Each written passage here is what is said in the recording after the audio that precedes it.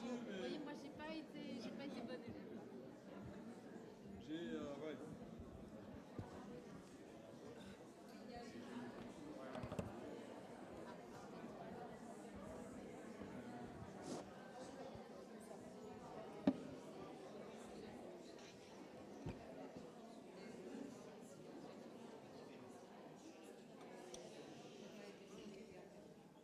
Messieurs, dames, bonsoir. Je suis ravie, extrêmement ravie de vous recevoir ce soir à l'Artistique. Donc, pour ceux qui ne connaissent pas, l'Artistique est un lieu culturel municipal présentant la collection Donation Ferrero dans ses espaces d'exposition. Et nous avons également ce magnifique auditorium où nous proposons des conférences, du théâtre, de la musique, enfin toutes sortes d'expressions artistiques. Et ce soir, je suis particulièrement ravie parce que nous touchons vraiment notre cœur de cible et plus largement d'autres thèmes qui nous sont chers comme l'environnement. Donc ce soir, nous allons parler de la Révolution bleue d'Yves Klein à Antoine de Saint-Exupéry. Et je suis ravie, au nom de Christian Estrosi, bien représenté ce soir par Véronique Boré, Robert Roux, nos adjoints au maire, et Martine Grimaldi qui représente Robert Chemla. Donc nos élus sont présents pour soutenir cette cause et pour aussi montrer leur enthousiasme vis-à-vis de ces thèmes à la fois culturels et à la fois environnementaux. Donc moi je vais passer aujourd'hui, ce soir, la parole à Jean-Pierre Gou, qui va vous expliquer le propos et introduire cette soirée. Et puis j'espère que vous allez passer une excellente soirée, peut-être un peu longue, mais en tout cas bien riche, pas forcément longue, mais très riche. Et je vous souhaite une très bonne soirée. Merci à vous. Merci.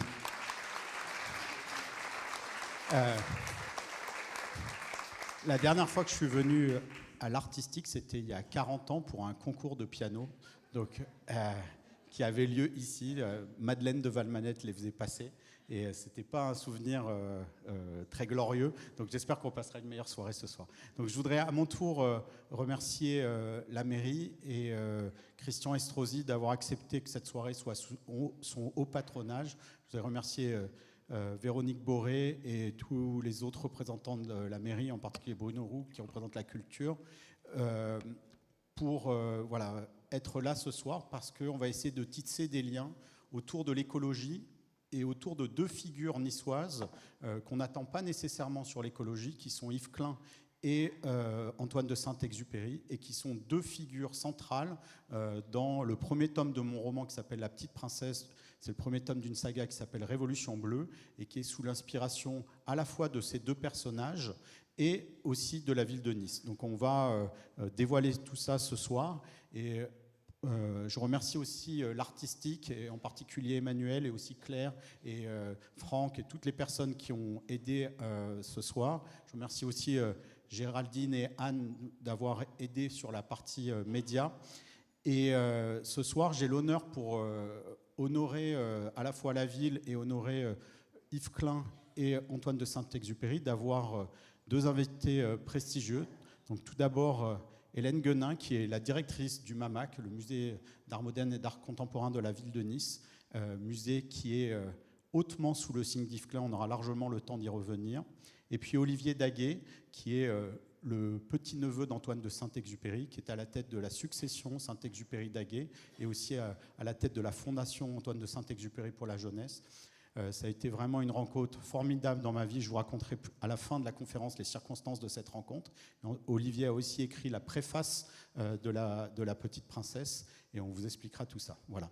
Donc on va à peu près passer 1h20 ensemble à échanger. Et puis après, on laissera un temps à la salle pour des questions.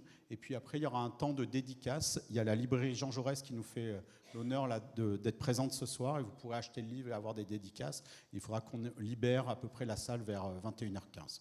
Voilà pour le programme de la soirée. Alors, Hélène, on va commencer avec vous. Donc, vous êtes directrice du MAMAC depuis 2016. Auparavant, vous étiez au Centre Pompidou de Metz. Et moi, j'aurais rêvé en fait que cette soirée se fasse ce soir au MAMAC, mais on n'est pas au MAMAC. Pourquoi ? Dites-nous un petit peu. Alors ça n'a rien à voir avec moi, elle va vous expliquer. Pour d'excellentes raisons, qui sont, on va dire, la mue du MAMAC, voilà, pour pouvoir faire face à l'avenir et notamment au changement climatique à venir.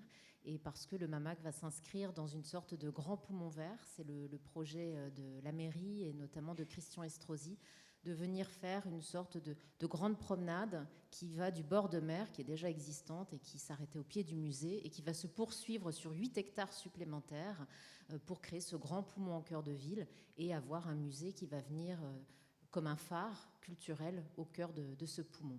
Donc le musée est fermé, mais le musée est bien vivant et bien actif. Alors, on va en parler, mais donc les travaux ont débuté, vous avez fermé le 8 janvier, c'est ça Nous avons fermé début janvier, effectivement, pour une période de 4 ans, qui est le temps nécessaire à cette rénovation en profondeur.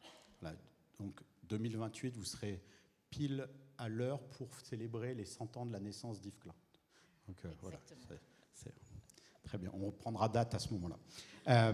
Donc le musée est fermé, donc il est en travaux, en transformation. Donc ici, vous avez une vision de cette nouvelle coulée verte qui va sur toute la promenade du Paillon et qui va aller jusqu'à l'actuel Palais des Expositions, avec tout un tas d'innovations justement pour le changement climatique qui seront annoncées dans les semaines ou dans les mois qui viennent. Et alors, que devient le MAMAC pendant cette période de travaux ? Écoutez, on a rejoint le club qui commence à être un peu élargi des musées français qui ferment pour rénovation. Ça va bientôt être le cas aussi du Centre Pompidou après les Jeux Olympiques. C'est vrai qu'on arrive à un moment de l'histoire des institutions qui nécessite cette mue pour faire face à l'avenir. Mais ce qu'on avait envie de porter avec l'équipe, c'est le fait, et la ville, c'est le fait qu'un musée, bien sûr, c'est un lieu, mais c'est aussi un état d'esprit, c'est des collections.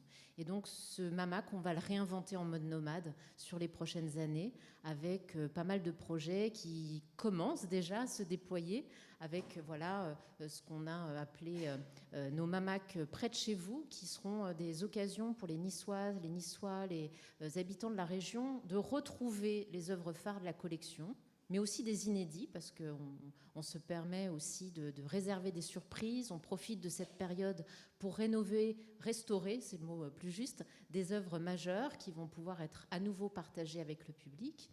Et donc, on a un certain nombre de projets qui vont commencer dès cette année. Mi-juin, on a un grand projet avec les musées, la Réunion des musées nationaux et le musée Fernand Léger à Biot, avec 70 œuvres qui sont prêtées. Dont des œuvres majeures du MAMAC, une œuvre de Niki de Saint-Phal qui a été restaurée pour l'occasion, qui n'a pas été montrée depuis 15 ans. Donc c'est vraiment aussi des redécouvertes. Il y aura à la rentrée aussi un clin d'œil à Yves Klein, puisque au musée Matisse, dans le cadre du réaccrochage des collections, on est en train de travailler avec le conservateur du musée Matisse sur des contrepoints de Klein qui vont se glisser dans le parcours de Matisse et qui vont finalement rassembler 2 grandes signatures de Nice, ce qui n'aurait pas été possible en temps normal. Très bien. Donc, j'expliquerai tout à l'heure mon lien très particulier au MAMAC et comment j'y ai découvert Yves Klein. Mais donc, la bonne nouvelle, c'est qu'on pourra voir à partir de à peu près quel mois Alors, dès cet été, nous avons quelques Kleins qui sont prêtés au musée Fernand Léger et puis à partir de mi-octobre au musée Matisse. Je vais les pister. Très bien. Donc, on parlera plus en détail d'Yves Klein avec Hélène un petit peu plus tard, mais je voulais parler avec Olivier d'un lien que peu de Niçois connaissent. Est-ce que vous saviez que Antoine de Saint-Exupéry avait vécu à Nice ? Qui le savait, lève la main dans la salle. Oui. Voilà. Non, mais grâce à moi. J'ai une majorité. Hein. Voilà. Donc, c'était aussi... un des intérêts de la littérature, c'était de faire apprendre des choses aux gens de leur ville même. Et donc, on va parler des liens qui réunissent Antoine de Saint-Exupéry et la ville de Nice. Alors, cette photo, elle a été prise il y a à peu près 5 ans. Vous l'aviez certainement vu, les Niçois, donc à @KPU. Le I Love Nice avait été customisé avec le Petit Prince, mais vous ne savez peut-être pas pourquoi. Donc, on va vous dire pourquoi. Alors... Antoine de Saint-Exupéry a vécu ici en 1931 pendant 1 an avec celle qui allait devenir son épouse Consuelo. Et là, vous avez des photos qui datent de cette époque. qu'est-ce qu'on peut dire de cette époque pour Antoine de Saint-Exupéry? Est-ce que c'était une époque... là, il y a quelques mots qu'on a pris des mémoires de Consuelo, où il disait que c'était les jours les plus beaux et les plus faux de notre vie. Est-ce que c'est juste pour faire plaisir à Nice, ou est-ce que c'était effectivement des belles années pour Antoine de Saint-Exupéry? Alors déjà, il faut dire que... Bonsoir. Il faut dire que Christian Estrosi est un amoureux du Petit Prince et d'Antoine de Saint-Exupéry. C'est pas pour rien qu'on a fêté les 75 ans du Petit Prince ici, qu'on a rebaptisé la salle des mariages de la mairie de Nice, Antoine et Consuelo de Saint-Exupéry, en 2021 à l'occasion de la sortie des correspondances amoureuses du couple. Et voilà, donc c'est vrai qu'on a un environnement à Nice presque familial autour de Saint-Ex. Il faut savoir aussi que Saint-Ex venait sur la côte parce que sa sœur, ma grand-mère, habitait pas très loin, à 1 heure, à Aguet, sur la commune de Saint-Raphaël. Donc il avait l'habitude de venir ici visiter sa sœur et son beau-frère. Et puis, l'histoire a voulu qu'en Argentine, à Buenos Aires, alors qu'il était directeur de l'Aeroposta Argentina pour l'Aéropostale, il rencontre cette personne, Consuelo, voilà, dont il va tomber amoureux. Et Consuelo est la veuve d'un grand écrivain, Gómez Carrillo, qui était ambassadeur d'Argentine en France et qui a une maison à Nice qui s'appelle El Mirador. Alors voilà une et la voilà. On y était cet après-midi. Alors je ne sais pas si la propriétaire Marcella est là. Marcella est là. Voilà Marcella. Voilà, donc on remercie Mélanie d'avoir organisé ça et Marcella de nous avoir accueillis. Donc Marcella habite depuis 50 ans dans cette maison magnifique qui se trouve avenue de Brancolard, juste à côté du château de Valrose et qui domine tout Nice. C'est une maison très simple avec des fleurs magnifiques et on a goûté des spécialités mexicaines cet après-midi.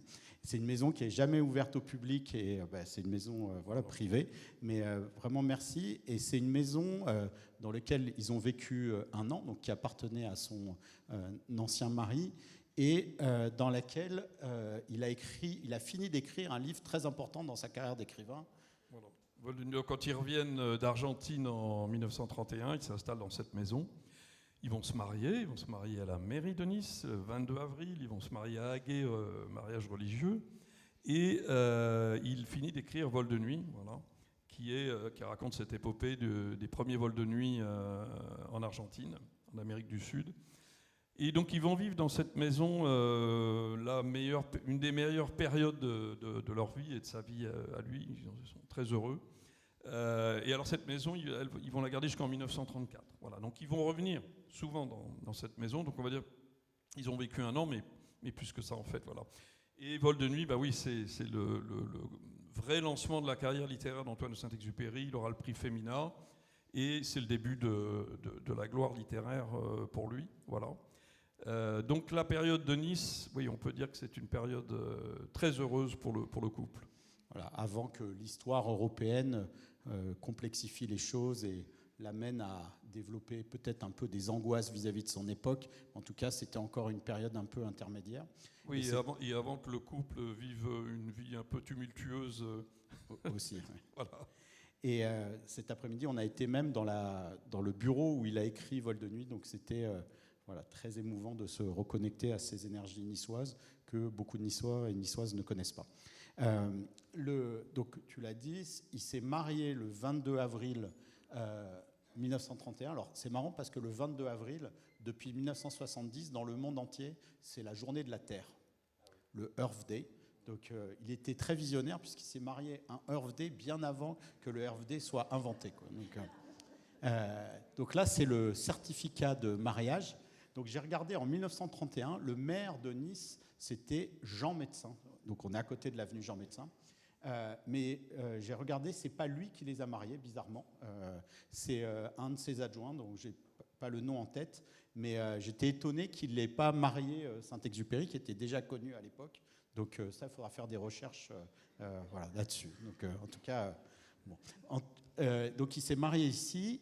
Et ce mariage, lors de la commémoration des 75 ans, tu l'as dit, a donné lieu en fait à une inauguration d'une plaque qui se trouve dans la salle de mariage de la mairie actuelle, donc, que vous avez inaugurée avec ton oncle François Daguet, qui nous a quittés il y a quelques semaines, malheureusement.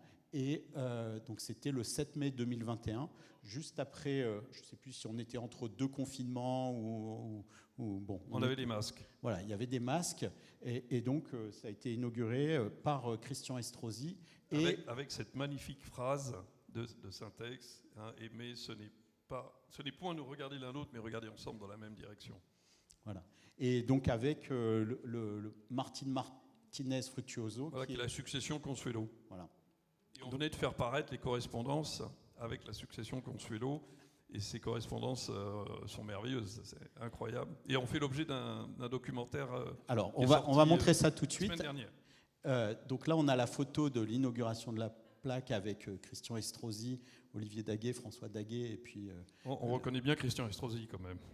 Malgré le masque, voilà. Voilà. Et tu disais, ça a été l'occasion... donc c'était un moment important aussi, je crois, entre les deux familles. Il y avait eu des histoires de succession, comme ça arrive dans les familles, et le fruit en fait de cette réconciliation entre les deux familles, ça a été cette plaque, mais aussi la publication pour la première fois réunie des lettres du couple dans cette correspondance qui est parue chez Gallimard en 2021. Et vous n'aviez pas pu faire le lancement à Paris, donc le lancement a été fait à Nice. Parce qu'il y avait le Covid avant, donc Nice a été aussi. Et vous verrez que cette correspondance a joué un rôle énorme dans l'écriture de La Petite Princesse. Je vous en parlerai tout à l'heure. Donc, voilà. Et le documentaire donc, qui est sorti la semaine dernière. Le 10 mai, oui. Donc vous pouvez France le trouver 5. sur France 5. Vous pouvez le trouver sur France.tv. Donc qui reprend l'histoire de ce couple tumultueux qu'on pourrait appeler un couple moderne aujourd'hui, on va dire ouvert. Ah oui, ça, moderne, oui. Ouais. Postmoderne même. Donc ils avaient une vie assez dissolue l'un et l'autre. Disons que c'était un couple libre, voilà, les deux étaient artistes et ils ne pouvaient pas se passer l'un de l'autre, mais ils ne pouvaient pas vivre l'un avec l'autre. Donc c'était un peu compliqué comme situation. Très bien. Voilà. Mais ils s'aimaient beaucoup. Et vous pouvez aussi trouver donc sur le site d'Arte un documentaire qui est sorti au mois de décembre sur la genèse du Petit Prince, qui est magnifique, et vous pouvez le trouver encore pendant quelques mois. S'appelle Naissance d'une étoile. Naissance d'une étoile, qui est absolument merveilleux. Et comme on est la semaine du Festival de Cannes, tu vas nous parler d'un projet qui est en cours et qui sortira en fin d'année. Oui, qui finalement n'a pas été présenté à Cannes, mais qui sera présenté à Venise, donc qui est un film d'un réalisateur franco-argentin qui s'appelle Pablo Aguero et qui est sur l'histoire de Guillaumet, le sauvetage de Guillaumet dans les Andes, et avec des acteurs français remarquables, Jean-Pierre Cassel, Louis Garrel, Diane Kruger, enfin voilà. Donc, voilà. Et le film va s'appeler Syntex, et donc ça va sortir. Ouais. C'est pas Jean-Pierre, c'est Vincent. Hein. Jean-Pierre, c'était le papa. Hein. Ouais, c'est ça. Sorry. Vincent Cassel. Tu vois. On rajeunit pas. Voilà. Très bien. Donc il y aura d'autres occasions voilà, de célébrer Syntex. Et je voulais souligner vraiment tout le travail remarquable qui est fait par tes équipes. Moi, j'ai eu la chance, depuis qu'on se connaît, d'aller régulièrement dans vos bureaux.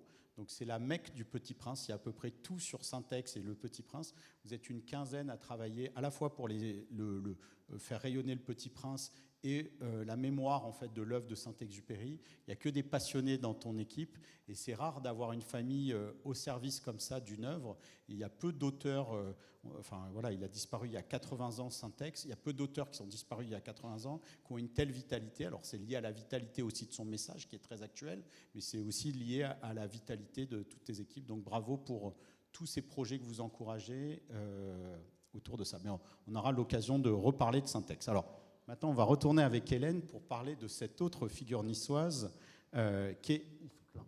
Alors là, c'est une photo toute fraîche qui a été prise au 33 rue Verdi, à l'angle entre la rue Verdi et la rue Guglia. C'est là où est né Yves Klein. Donc si vous baladez dans cette rue, vous allez voir une petite plaque. Et donc je me suis amusé à prendre une photo de la petite princesse devant cette plaque. Voilà. Et donc Yves Klein est né à Nice en 1928. Et le Mamac, avant qu'il ferme, mais ça sera toujours le cas quand il réouvrira, est situé au 1 place Yves Klein. Donc Yves Klein un rôle majeur au MAMAC, puisque vous avez décidé que cette place s'appellerait la place Yves Klein. Il y a beaucoup d'artistes dans l'école de Nice, de César à Ben, en passant par Armand. Pourquoi est-ce que, selon vous, Yves Klein, Hélène, est le chef de file de cette école de Nice, et pourquoi il est autant au cœur de votre projet du MAMAC et de l'âme du MAMAC? Alors, c'est sans doute de toute la bande, si je puis dire, celui qui a eu l'histoire la plus fulgurante, parce qu'il est décédé brutalement à l'âge de 34 ans, alors qu'il était en pleine ascension et plein accomplissement de son projet artistique. C'est aussi quelqu'un qui a eu très tôt une conscience d'une trajectoire. Il a commencé à pratiquer le judo en 46-47 à Nice. C'est là qu'il a commencé à rencontrer le poète Claude Pascal, puis Armand, et que la bande artistique a commencé à se former. Et donc, à la fois probablement cette leçon du judo qui est une leçon de la victoire, mais aussi une leçon de la transformation de l'échec en accomplissement, mais aussi le fait d'être né au cœur d'une famille d'artistes qui lui ont amené cette espèce de maturité.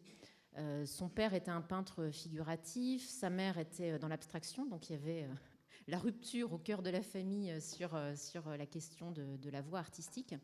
Et très tôt, il entend les conversations des adultes, des artistes entre eux qui se disputent sur la question de la ligne, de la composition, de comment avancer le travail. Donc il a une maturité.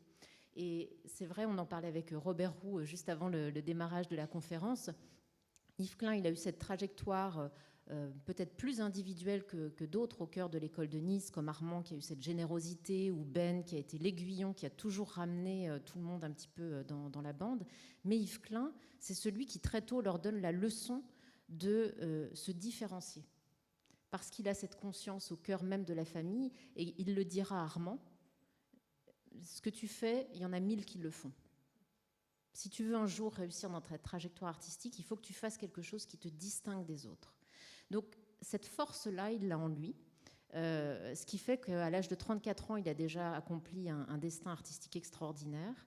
Il a déjà commencé à avoir une aventure internationale avec des connexions en Espagne, au Japon, en Allemagne, aux États-Unis. Donc il y a déjà cette reconnaissance, et partout où il passe, ça fait du bruit, parce qu'il y a déjà l'énoncé de ce qu'il veut faire, qui est radical à l'époque, et en même temps, la personne elle-même, il vient incarner presque un personnage, comme Warhol le fera 10 ans plus tard, une sorte de figura, celle de Klein, et donc il s'impose littéralement dans cette scène. Et puis, Yves Klein, c'est aussi le ciel de Nice. Quand il parle de ces monochromes, de l'invention du bleu Klein international, c'est cette appropriation, cette signature du ciel. Et même si sa vie s'est faite entre Nice, Paris et plein d'autres destinations, il avait cet attachement très fort à Nice. Très bien. Alors là, on a une photo où il est à 20 ans avec son ami Claude Parent. Donc, il n'était pas encore artiste proclamé à cette époque-là, mais ils avaient déjà décoré leur chemise. C'est déjà en marche. Quand il rencontre donc Claude Pascal, qui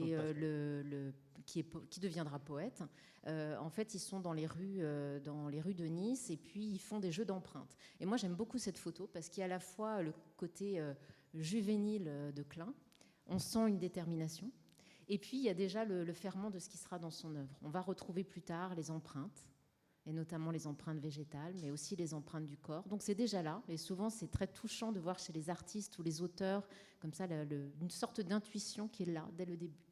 Et puis, en fait, à ce moment-là de leur vie, ils vont faire une sorte de partage du monde sur la plage de Nice.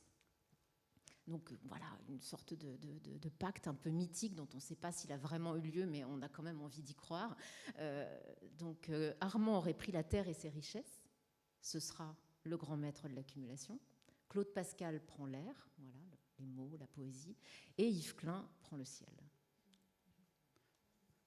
Je ne connais pas cette histoire. Merci pour ce pacte de Yalta d'une autre dimension. Alors, donc le MAMAC, pour celles et ceux qui connaissaient cette pièce, avait une pièce centrale dédiée à Yves Klein.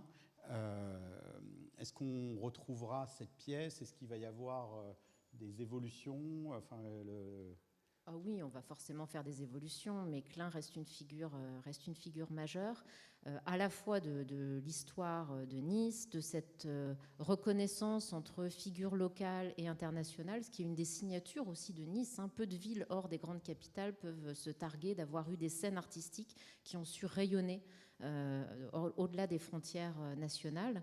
Et puis Yves Klein, c'est aussi quelqu'un qui résonne profondément avec le présent.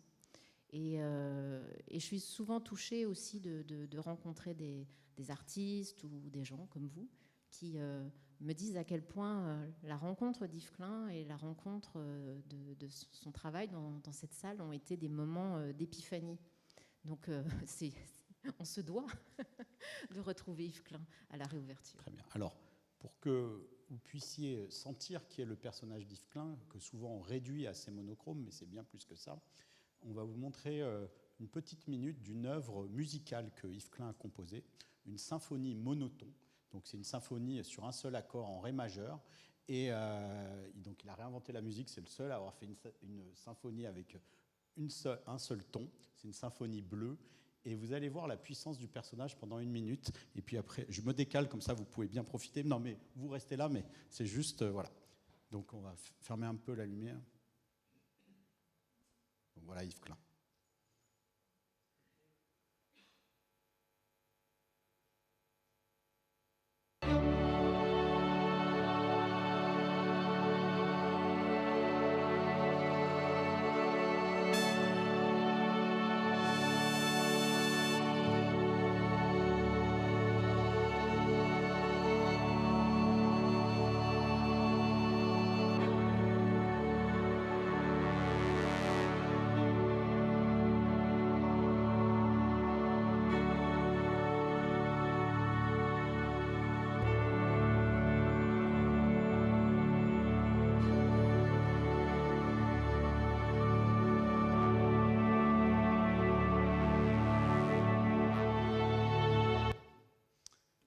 La symphonie dure 17 minutes et elle est suivie de 17 minutes de silence. Donc on vous a épargné ça, mais vous pouvez trouver sur mon site internet révolutionbleu.fr l'intégralité. C'est une musique qui fait du bien, qui pénètre nos cellules et qui joue un rôle important dans l'intrigue de La Petite Princesse, mais je ne vous dirai pas à quel endroit. Vous parliez d'empreintes. On voit ces femmes qui sont, on va dire, enduites de peinture et avec lesquelles il peint. Est-ce qu'il y a un lien avec le Japon et il faisait des empreintes de poissons, je crois, avec des écailles au Japon, et c'est de ça dont il s'est inspiré pour faire ses anthropométries. Donc il appelle ça des anthropométries, ces peintures où il utilise les femmes comme pinceaux. Il les respectait beaucoup, donc ces mannequins qui travaillent avec lui. Qu'est-ce que vous pouvez dire sur ces anthropométries ? Alors c'est vrai que donc ce terme anthropométrie, c'est Pierre Restany, le critique d'art, qui va le trouver, et ça va tout de suite être une fulgurance, ça va rester le titre générique des pièces. Alors chez Yves Klein, c'est toujours plusieurs choses qui viennent s'agréger. Ça fait déjà quelques années qu'il fait ces fameux monochromes, au départ plusieurs couleurs, puis il se rend compte que ça donne une fausse image de quelqu'un qui fait de la polychromie. Et en fait, ça ne l'intéresse pas, la polychromie, il va se concentrer sur le bleu.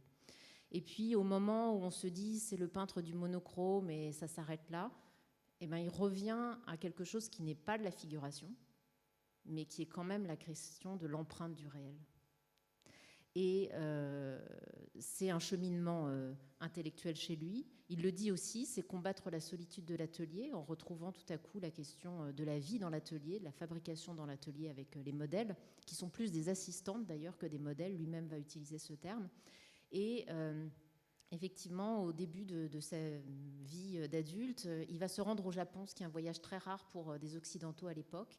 Et il va rester au Japon entre 52 et 54, avec au départ pour lui, non pas un projet artistique, mais un projet d'être le premier occidental à avoir le niveau le plus haut de judo. Voilà, 4e dan. 4e dan, ceinture noire 4e dan. Et donc, quand il arrive au Japon, c'est la leçon d'humilité parce que le Japon ne reconnaît pas ses diplômes, enfin, je sais pas comment, ses grades en tout cas, européens. Donc, il doit tout repasser depuis le début, mais il y arrive assez rapidement et donc il obtient ce 4e dan.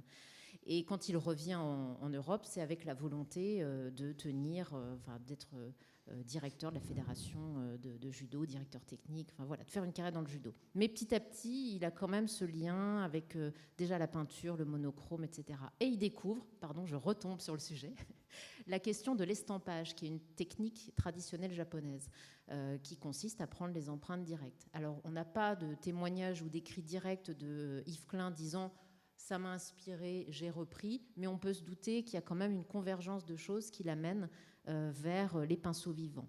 Mais il y a aussi une double volonté. La première, c'est de ne pas mettre les mains dans la peinture. Yves Klein, il le dit, je ne barbouille pas, je ne vais pas me recouvrir de peinture. Il n'utilise plus de pinceau très rapidement, mais il prend des rouleaux de peintre en bâtiment pour avoir déjà cette distance avec l'outil et éviter tout expressionnisme artistique, parce que c'est la pleine période de l'expressionnisme abstrait, de l'action painting, etc. Donc ça, il se met à distance. Et puis aussi la volonté, comme il l'a fait avec les monochromes, en disant que c'était un instant de sensibilité immatérielle qui venait s'incarner dans le monochrome, avec les pinceaux vivants, c'est vraiment l'empreinte de la chair, l'empreinte de l'immédiateté, un moment qui s'inscrit pour toujours sur la surface de la toile. Merci. Alors, il a fait des empreintes avec donc ses assistantes, comme vous l'expliquiez, mais il est allé plus loin. Il est allé travailler avec la nature, avec les éléments en direct, sans intermédiaire. Et ça, c'était probablement le premier à l'avoir fait. Il a peint ce qu'on appelle des cosmogonies.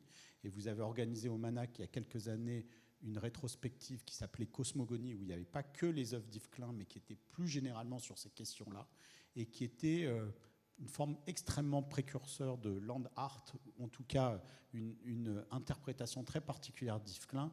Est-ce que vous pouvez nous commenter cette œuvre, parce que son origine, elle va certainement étonner différentes personnes. Avec quoi il a composé cette œuvre, en fait. Oui, celle-ci ou même la suivante. En fait, c'est une série qui commence en 1960. En fait, il y a vraiment cette dimension programmatique dans le travail d'Yves Klein. Et il dit, voilà, après avoir saisi les états-moments de la chair, je veux saisir les états-moments de la nature. Ça va devenir les cosmogonies, c'est d'abord les naturmétries. Et il a le souhait de venir prendre cette empreinte directe des éléments, de l'atmosphère ou des végétaux. Donc ça va commencer par des empreintes de végétaux. D'ailleurs, on va le voir juste après, je crois, sur une image où il est sur les bords des berges du Loup, donc à Cagnes-sur-Mer, où il a en partie grandi. Et il vient pulvériser sur des roseaux ou des végétaux son fameux bleu Klein. Et il vient ensuite imprimer les végétaux sur la feuille. Donc c'est vraiment cette trace directe de la nature. Et puis il décide, après ces empreintes végétales, de travailler avec les éléments, la pluie, l'atmosphère, le vent. Alors il y a cette cosmogonie de la pluie. En fait, il vient répandre la peinture sur une surface et il la livre à la pluie. Et la pluie se charge finalement de composer de manière un peu aléatoire la peinture. Et puis il y a une version aussi qui est un peu plus connue et qui est traitée avec plus d'humour, parce qu'il y a aussi beaucoup d'humour derrière le grand sérieux d'Yves Klein. Il dit qu'en fait, sur un trajet Paris-Nice, il a fixé une toile sur le toit de sa voiture, qu'il a couvert de peinture fraîche blanche et qu'il a pris la Nationale 7 et conduit à 100 km/h, et que ça l'intéressait de voir comment la toile, au bout d'une journée, avec le vent, la pluie, la pollution, etc., allait vieillir en l'espace d'une journée de presque 30 ou 40 ans. Donc c'était vraiment saisir la vie. Et moi, ce qui m'a beaucoup marqué et inspiré cette exposition sur les cosmogonies que vous mentionniez, c'est à quel point Yves Klein vient annoncer, alors qu'on est en 1960, quand il fait ses œuvres pour la première fois, toute une génération d'artistes qui, une décennie plus tard, dans un moment de prise de conscience écologique, vont commencer à travailler en lien avec les éléments. Alors il y a le land art qu'on connaît, mais qui a fait des projets parfois un peu au bulldozer dans les déserts américains. Et puis il y a la deuxième génération qui a commencé à travailler dans une relation beaucoup plus apaisée de connivence avec les éléments, qui je pense aussi résonne avec aujourd'hui, dans le fait de porter une attention aux formes du vivant et de cesser d'être dans cette dimension de domination. Nous sommes au cœur de la nature et pas au-dessus de la nature. Et je trouve que Yves Klein, il annonce déjà ça. Donc, donc 60. Donc, lui ne le savait pas encore, mais 2 ans après, il mourra d'une crise cardiaque à force d'avoir manipulé tous ces produits chimiques pour notamment peindre son bleu, les fixatifs, etc. Mais avant ça, il a été plus loin encore dans l'abstraction et dans l'immatériel. Il avait ce qu'on appelle, ça c'est les architectures de l'air ou l'architecture. Voilà. Donc, qu'est-ce que c'est cette œuvre? Quelle était son intention derrière ce projet? Alors ça, c'est vrai que c'est des projets qui sont moins connus de Yves Klein et qui développent parallèlement à ses pinceaux vivants et à ses monochromes. Il va avoir une grande commande à la fin des années 50 en Allemagne pour un décor d'opéra, et il commence à travailler sur place avec un architecte qui va l'aider à développer ses idées d'architecture de l'air. Et c'est très radical à l'époque parce que Yves Klein veut faire la synthèse d'éléments a priori irréconciliables, l'eau, l'air et le feu, et bâtir avec ça des fontaines de feu, comme on le voit ici. En fait, ça, c'est des fontaines d'eau avec un toit de feu.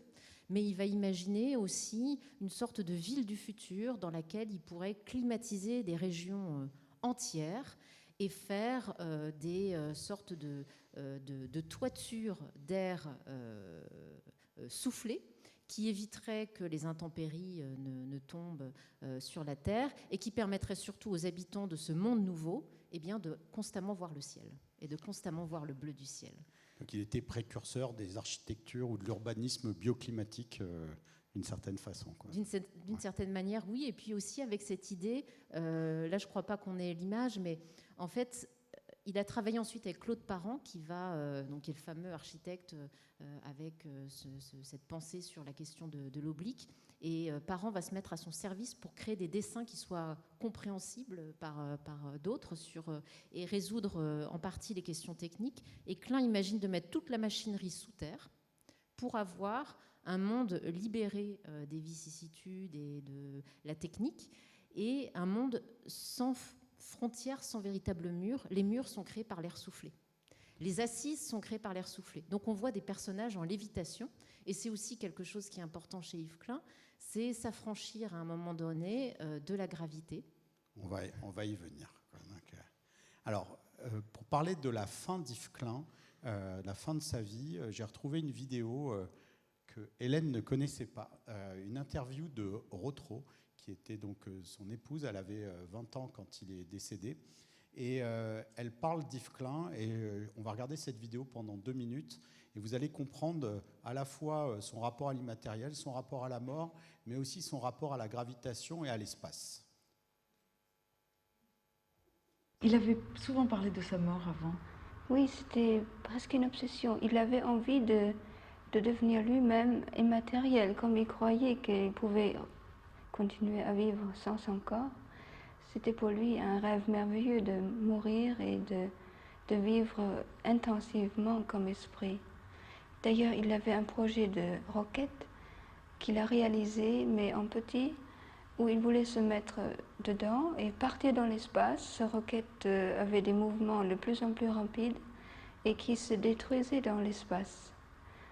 Et lui, il avait des idées comme ça souvent.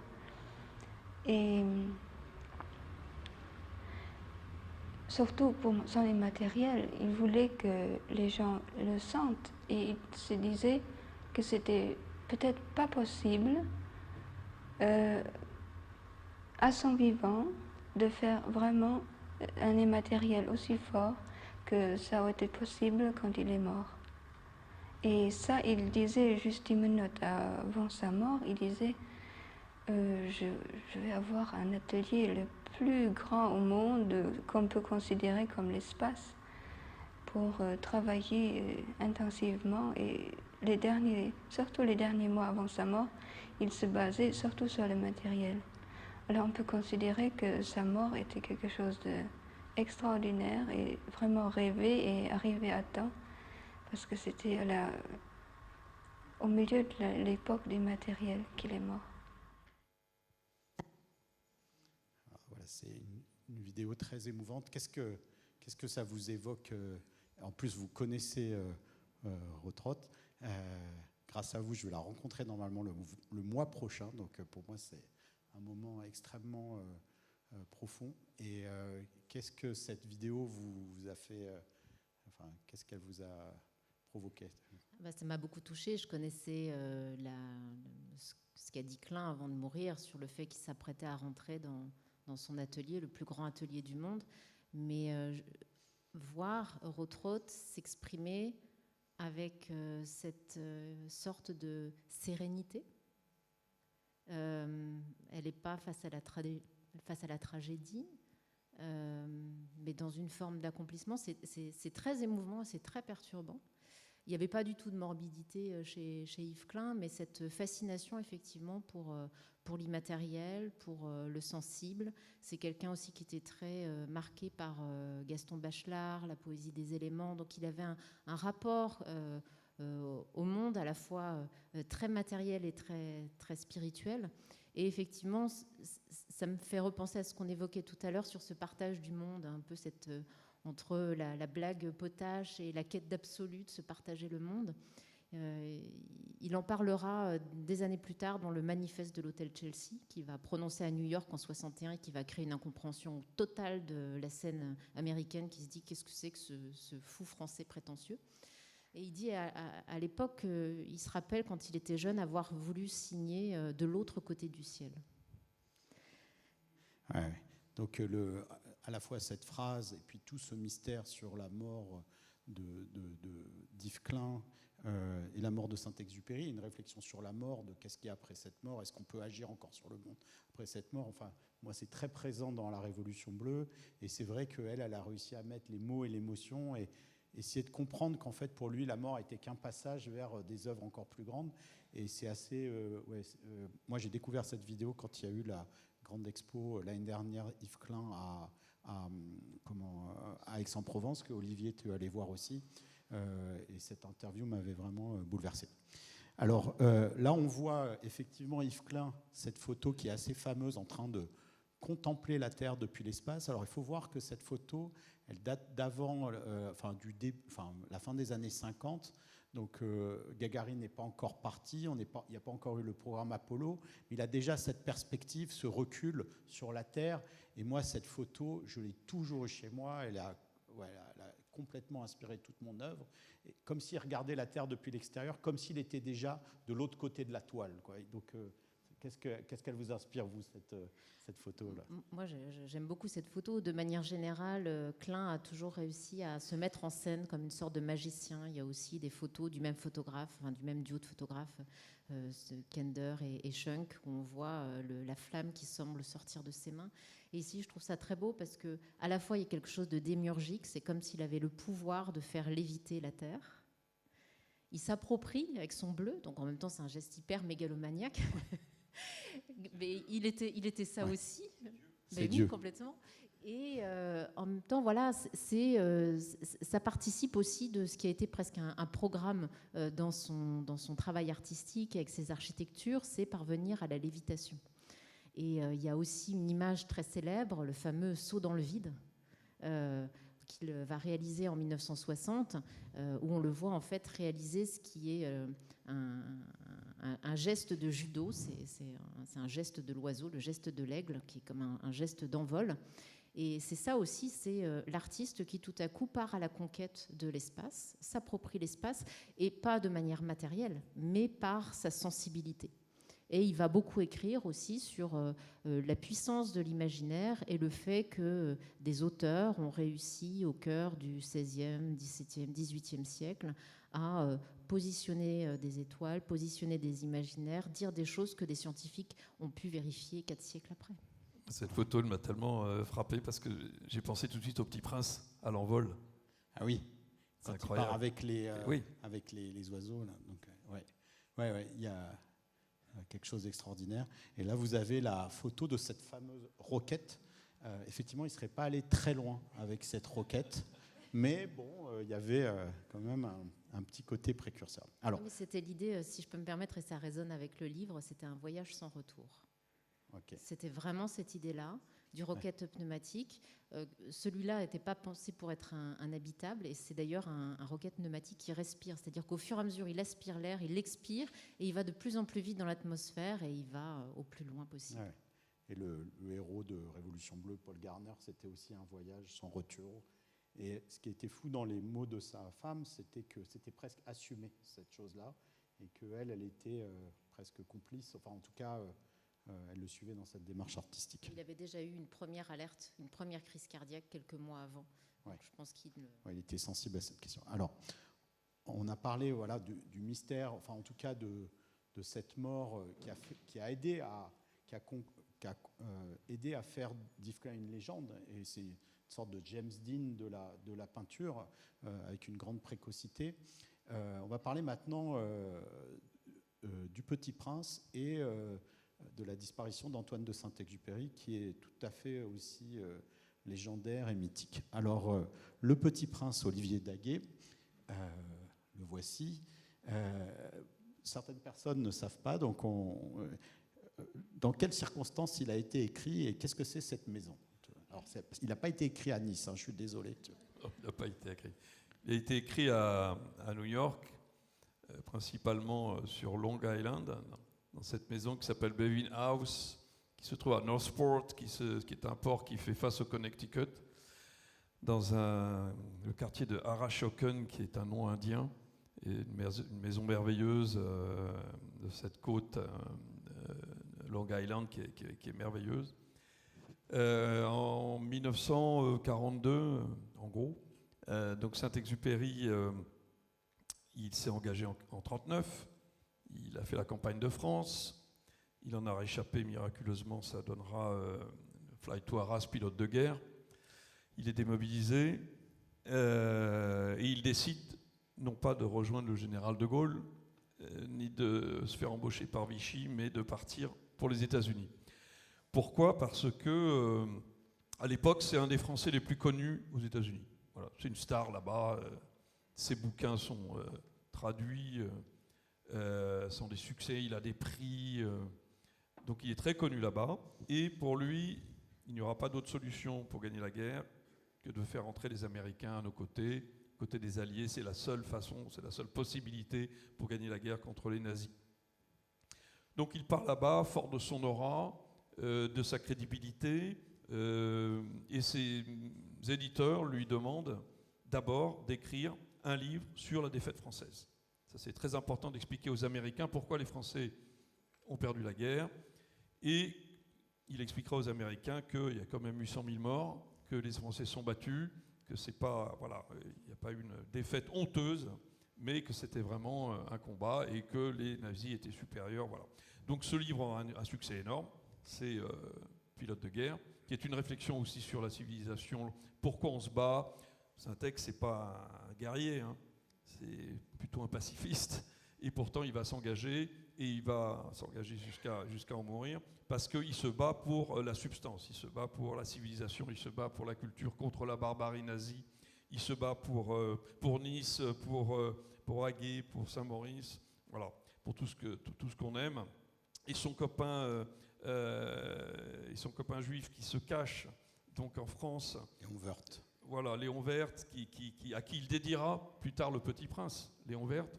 Donc on se bat pour tout ça. Donc il explique ça aux Américains, et il dit, vous aussi, vous devez vous battre pour la même chose, vous devez rentrer dans la guerre, voilà. Donc je pense que psychologiquement, il aura contribué à préparer le public américain à s'engager dans cette guerre. Évidemment, c'est Pearl Harbor qui va déclencher le processus. Voilà. Et, il y a donc une commande particulière de ces deux éditeurs. Et voilà, et donc suite à quoi ces éditeurs, ou plutôt la femme d'un de ces éditeurs, parce qu'il dessinait tout le temps, Saint-Ex, c'est un dessinateur aussi, il dessine tout le temps ce petit bonhomme là sur les nappes des restaurants à New York. Et la femme de son éditeur lui dit, mais Saint-Ex, pourquoi vous n'écrivez pas un conte, parce qu'on savait qu'il aimait les enfants et qu'il était capable d'écrire des contes. C'était un fou d'Andersen. Un conte pour Noël, c'est la tradition aux États-Unis d'écrire un conte à Noël pour les enfants, et puis vous pourrez l'illustrer aussi. Voilà. Et c'est parti comme ça, comme une affaire un peu commerciale du côté des éditeurs, et puis un moyen pour Saint-Ex de s'occuper l'esprit, parce qu'il n'avait pas encore repris le combat, c'était trop tôt encore. Et donc petit à petit, ça va se transformer en quelque chose de beaucoup plus sérieux, et ça va devenir le message le testament qu'il a légué à l'humanité et le livre non religieux le plus traduit au monde aujourd'hui avec plus de 650 traductions. Donc là, vous avez, alors ça c'est une photo chez moi, j'ai 200 traductions. Voilà. Mais il y en a 650. Donc à la fin de sa vie, sa question c'était que faut-il dire aux hommes? Qu'est-ce que je peux dire? Il en écrivait des tonnes là-dessus, ce qui sera Citadelle plus tard, hein, qu'il pensait lui être son grand œuvre, en fait, que ça son œuvre posthume, mais non, son grand œuvre, son testament, c'est Le Petit Prince. Voilà, alors, Le Petit Prince donc, est paru le 6 avril 1943, donc chaque 6 avril c'est une fête très importante parce que c'est la fête du Petit Prince, et c'est aussi dans Révolution Bleue l'anniversaire de Paul Gardner, donc c'est l'inspirateur qui est l'incarnation du Petit Prince. Et donc là, on a fêté les 81 ans du Petit Prince il y a quelques semaines. Et donc Saint-Exupéry a quitté les États-Unis parce que le roman n'a pas pu paraître en France, parce que la France était occupée. Et évidemment, les œuvres de Saint-Ex n'étaient pas publiables en France. Elles étaient même censurées. Elles étaient censurées. Par la commandante Tour.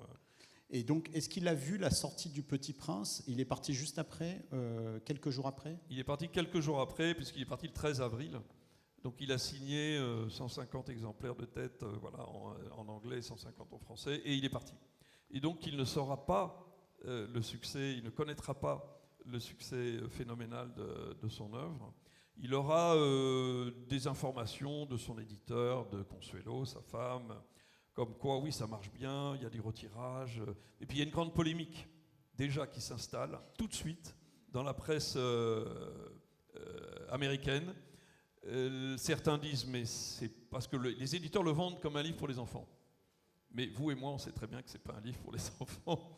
Et donc, la presse commence à critiquer, en disant, mais ce n'est pas du tout un livre pour les enfants, pourquoi est-ce que vous dites ça? Les autres disent, mais c'est un livre aussi pour les enfants, voilà. Et alors l'éditeur, qui est très malin, fait paraître une pub dans le New York Times qui dit, écoutez, 50% disent que c'est un livre pour les enfants, 50% disent que c'est un livre pour les adultes, mais 100% sont très heureux de l'avoir lu. Ouais, ils disent 100% pensent que c'est un livre pour eux. Oui, voilà, 100% pensent que c'est un livre pour eux. Voilà. Donc, super pub, très opportuniste. Et donc, le débat, c'est tout de suite, s'installe tout de suite. Est-ce que c'est un livre pour les enfants? Est-ce que c'est un livre pour les adultes? Donc, Saint-Ex l'a dit dans sa préface, c'est un livre pour les adultes qui n'ont pas oublié qu'ils ont été des enfants, mais peu d'entre nous s'en souviennent. Donc, en 43, par dérogation du président des États-Unis, il arrive à rejoindre les forces alliées.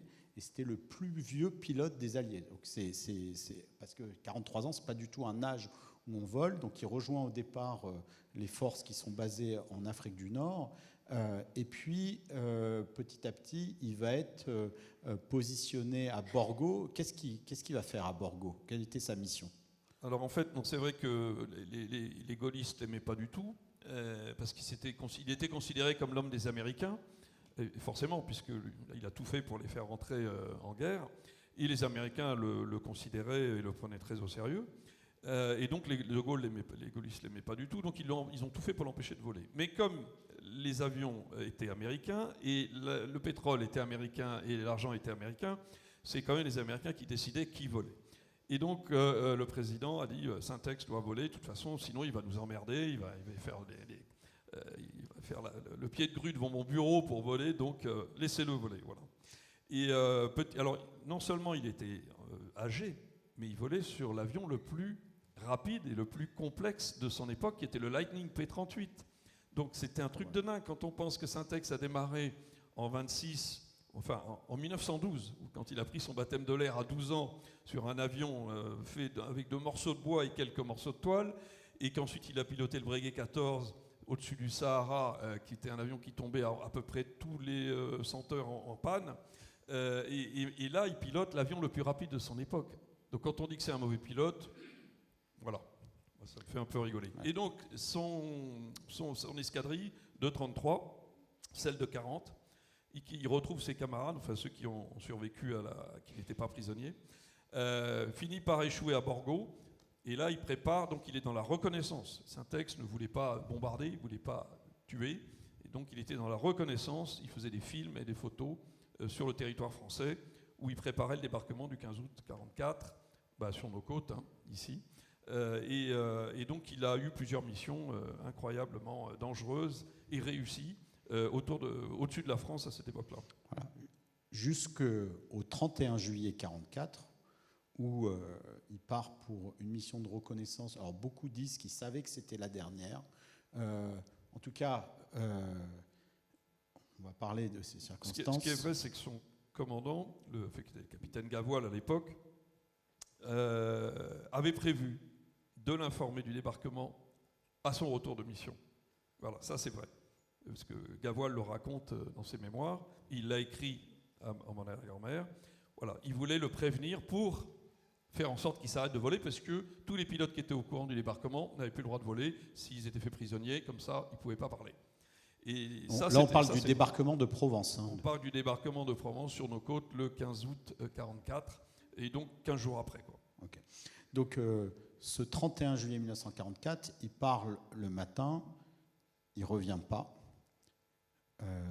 Quelles sont les hypothèses ce jour-là? Alors, on a mené beaucoup d'enquêtes. Évidemment, ça a été un grand mystère, le mystère de la disparition de Saint-Exupéry pendant 70 ans, jusqu'au jour où un pêcheur marseillais, M. Bianco, retrouve cet objet dans ses filets au large de Marseille. Une histoire incroyable. C'est un miracle. C'est pas une aiguille dans une botte de foin, là. C'est une gourmette dans la Méditerranée. Alors donc Jean-Claude Bianco, qui est pêcheur, il a un chalutier, et donc il est au large de Marseille. C'est pas du tout là où on pensait que l'avion de Syntex se trouvait. Et en ratissant avec son chalut le fond des océans à 70 mètres de profondeur, il ramène tout un tas de débris, et un de ses marins voit quelque chose qui brille dans une concrétion calcaire. Il faut avoir l'idée de voir quelque chose qui brille. Et il alerte son supérieur, donc le patron du bateau, et il lui dit « Regarde, il y a quelque chose qui brille ». Il casse la concrétion calcaire, et comme si c'était une espèce une bouée de sauvetage envoyée du passé ou du futur, il trouve la gourmette de Syntex. Alors, on a fait une conférence à Marseille avec Luc Vandrel, qui a trouvé l'avion de Syntex. Vous pouvez la trouver aussi sur le site révolutionbleu.fr. Donc, il a donné tous les détails de ça, et ce soir, on n'a pas le temps de donner ça. Mais la probabilité est à peu près de 0. Et grâce à cette gourmette, il y a une histoire incroyable derrière, mais qu'on ne pourra pas vous faire. Il retrouve l'avion de Syntex. Et donc, pendant 55 ans, on n'a pas su, en fait, où était Syntex. Et là, non seulement Luc Vandrel, qui était avec nous il y a un mois, a retrouvé l'avion, mais il a aussi retrouvé le pilote qui a abattu Syntex par une enquête incroyable qui a été relatée dans un livre que ton oncle François Daguet avait coécrit avec Luc Vandrel et que je vous recommande. Lequel pilote allemand dont on a pu le rencontrer, parce qu'il était encore vivant, il est décédé quelques années après. Lequel pilote allemand ne voulait pas croire que c'est lui qui avait descendu Syntex, parce que Syntex, dans les années 30, était déjà très connu en Allemagne. Et lui était, en tant que passionné d'aviation, un fan de Saint-Exupéry. Donc la boucle était bouclée, mais c'est une histoire, voilà. C'est la légende Syntex. Et voilà l'île de la Calanque. Ah oui, il y avait un petit pointeur, mais je ne le trouve pas. En fait, il est mort sous le petit îlot qui est là-haut, l'îlot du Grand Congué. Là, ce sont les îles du Riou qui sont au large de la Calanque de Morgiou, à côté de Marseille. Et c'est là où Syntex a disparu. Alors, les conditions de sa disparition, un peu comme Yves Klein, ont renforcé sa légende. Et en plus, il a laissé des phrases avant de mourir. Alors, il y a cette phrase très connue dans Le Petit Prince qui dit j'aurais l'air d'être mort et ça ne sera pas vrai. Les circonstances de la mort du Petit Prince sont mystérieuses. Michel Bussy a fait tout un livre magnifique il y a 2 ans sur ce thème que je vous recommande, extrêmement documenté. C'est un grand fan du Petit Prince aussi. Comment il s'appelle le livre Code 612. Code 612. Mais il y a aussi les 44 couchers de soleil. Ah oui, oui. 44 comme 1944. Ah oui. Et oui, il y a plein de symboles dans Le Petit Prince. Donc il y a un livre entier qui est sorti sur l'analyse de ce symbole sur 1944. Et puis il y a cette lettre qu'il a laissée la veille de son départ, le 30 juillet 1944, qu'il a laissée au capitaine Gavoil, dans lequel il disait « Si je suis descendu, je ne regretterai absolument rien. La termitière future m'épouvante et je hais leur vertu de robot. Moi, j'étais fait pour être jardinier. » Alors les gens me demandent souvent si Syntex est suicidé. Alors, je réponds 2 choses. La première, c'est que tout homme qui part volontairement à la guerre, c'est une forme de suicide, je suis désolé, parce qu'il sait qu'il peut y laisser sa peau, surtout s'il s'expose. Ce qu'il dit, hein, si je suis descendu, il savait bien qu'il pouvait être descendu. Bon, c'était quelqu'un qui avait une chance incroyable. Syntex, il a survécu à combien d'accidents, à combien de drames. Mais bon, voilà, à un moment donné, ça s'arrête. Et d'autres choses, c'est qu'il avait le respect du matériel. L'avion, le Lightning P-38, ça coûtait une fortune, cet avion, avec une haute technologie à l'époque. Donc il a écrit à son capitaine, le capitaine Gavoil, que jamais il ne sacrifierait son matériel et qu'il reviendrait toujours avec la priorité de ramener l'avion à l'aéroport. Voilà. Donc de ce côté-là, on peut dire que l'hypothèse de suicide, moi j'y crois pas. Alors, on rentre cette année, le 31 juillet 2024, on va fêter les 80 ans de sa disparition. Donc, avec la fondation et la succession, il y a toute une série d'événements pour commémorer sa mémoire qui sont prévus, notamment un événement à Borgo, donc en Corse, la base d'où il a décollé ce fameux 31 juillet. Qu'est-ce que vous avez prévu ce jour-là? J'ai vu, il y a toute une série de festivités magnifiques. À Borgo, oui, c'est la cérémonie la plus importante, évidemment, le 31 juillet. Donc, il va y avoir une messe avec le cardinal d'Ajaccio qu'on donne comme futur pape. Et puis, il y aura une stèle nouvelle qui va être inaugurée dans l'ancien emplacement de la piste américaine. Il va y avoir, on va planter des oliviers aussi pour commémorer ses 80 ans, et puis une cérémonie devant la stèle à l'aéroport de Bastia Porretta, qui est l'aéroport de Bastia, enfin voilà. Et des manifestations dans le village de Borgo, des expositions, voilà, ça va être très très riche. Voilà. Mais il y a aussi beaucoup de manifestations à Toulouse, à Lyon, à Strasbourg, donc à Marseille en ce moment, une exposition qui à Nice peut-être. Et peut-être à Nice. Qui sait. En tout cas, voilà. Bon, merci Hélène et Olivier. Et restez là sur scène. Je vais maintenant faire ma partie de la conférence et vous expliquer en fait les liens que j'ai tissés dans ce livre entre ce que vous avez vu sur Yves Klein et ce que vous avez vu sur Antoine de Saint-Exupéry.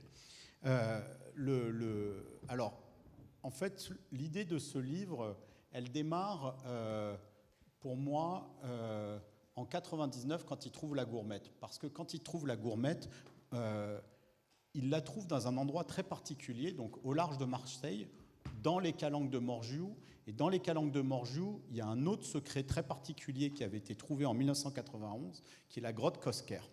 Et le cap Morgiou, il a la forme d'un hippocampe. Et quand vous prolongez le bec de cet hippocampe, à 3 km, vous trouvez exactement l'endroit où il y a l'épave de Syntex. Et je m'étais dit, tiens, c'est bizarre, comme si ce truc-là était indiqué là où l'épave se trouvait. Elle est vraiment dans la direction. Et puis ici, à 40 mètres sous l'eau, vous avez l'entrée de la grotte Cosquer, qui est une grotte sous-marine, qui est un joyau du Paléolithique. Et quand cette grotte avait été trouvée, moi, j'ai été complètement fasciné. Donc là, c'est une image de la grotte. Et pour arriver dans cette grotte, c'est très difficile puisqu'il y a un trou et vous devez cheminer dans un boyau qui fait 105 mètres de long, qui est vraiment une initiation. Et je veux dire, il ne faut pas être claustrophobe pour faire ça. Et quand vous arrivez là, vous découvrez quelque chose qui n'a pas été touché par la main de l'homme depuis que l'eau est remontée. Et donc, il faut imaginer qu'il y a 10 000 ans, quand il y a eu la fin de l'ère glaciaire, en fait, le niveau de la mer était 100 mètres plus bas, donc l'entrée de la grotte était dans une colline, et puis il y a eu un moment où l'eau a submergé l'entrée de la grotte et on n'a plus y rentrer. Et donc cette grotte, depuis 10 000 ans, personne n'a pu n'y rentrer, et ils ont trouvé des peintures qui étaient admirables, avec notamment des peintures de pingouins, de phoques, qui étaient les espèces qui vivaient sur la Méditerranée à l'époque de cette ère glaciaire.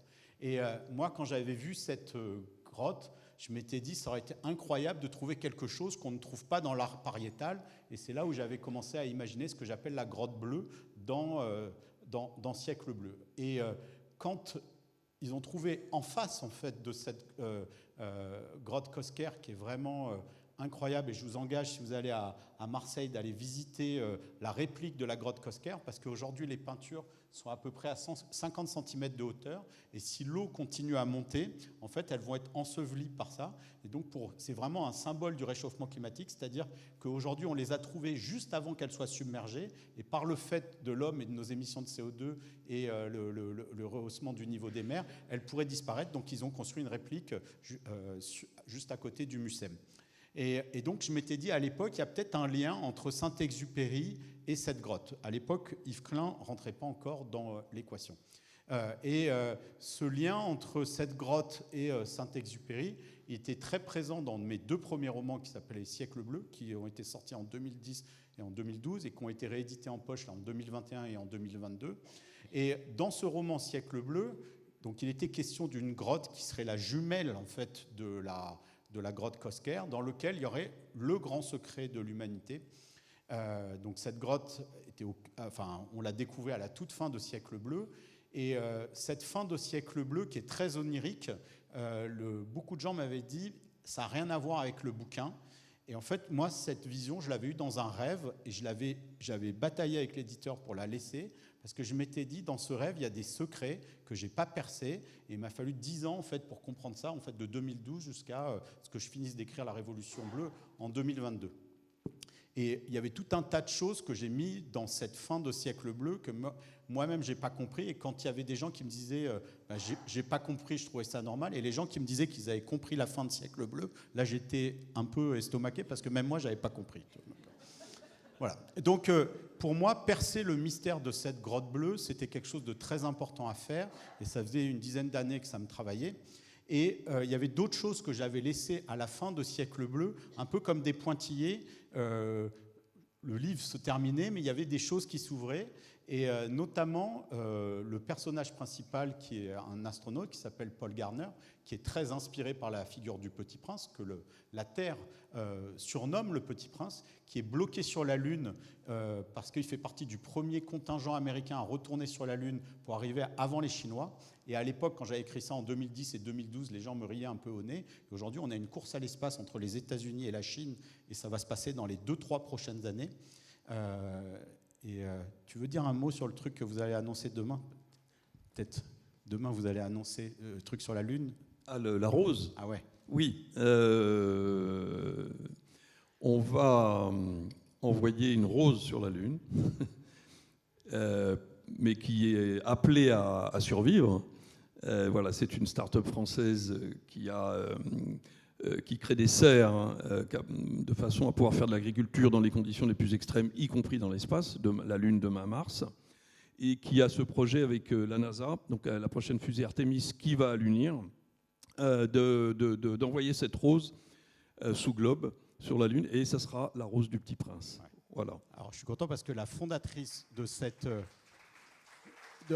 start-up, c'est une amie à moi qui est très fan de Siècle bleu et de ça, et donc bon. Alors évidemment, on a beaucoup de synchronicité avec Jean-Pierre, donc cette amie commune, voilà. Bon, en tout cas, ce rêve du Petit Prince va peut-être se réaliser, en tout cas d'utiliser ce... Et comme disait le Petit Prince, c'est utile parce que c'est joli. Voilà. Donc Paul Garner, il est bloqué sur la Lune et il attend qu'on vienne le secourir. Et en attendant, il tombe amoureux de la Terre et il rêve que tout le monde puisse faire l'expérience de la Terre vue de l'espace. Donc ça, c'était son premier rêve. Et il rêve qu'un satellite de la NASA parte à un endroit dans l'univers qui s'appelle le Point de Lagrange, qui est le plus bel endroit de l'univers pour mettre un satellite et filmer la Terre. En fait, ce que je ne savais pas, c'est que ce satellite allait partir et que j'allais pouvoir monter une ONG que j'ai montée il y a 4-5 ans maintenant, qui s'appelle One Home et qui permet à tout le monde de faire l'expérience de la Terre vue de l'espace, comme Paul Garner, et de tomber amoureux de la Terre. Vous pouvez aller sur le site onehome.org, mais ce n'est pas le sujet d'aujourd'hui. Si on a le temps, à la fin, on regardera une vidéo quand même. Et donc, oui, s'il te plaît, oui. Ouais, voilà. En tout cas, un des rêves de Paul Garner avait été rentré dans la réalité, mais Paul Garner avait un deuxième rêve qui était de faire la Révolution bleue. Alors le terme de Révolution bleue, c'est un terme qui a été inventé par Yves Klein. Et Yves Klein, il avait imaginé la Révolution bleue. Et moi, j'ai découvert cette Révolution bleue en 1990, quand le MAMAC a été inauguré. Je suis rentré dans la salle Yves Klein et j'ai eu mon épiphanie.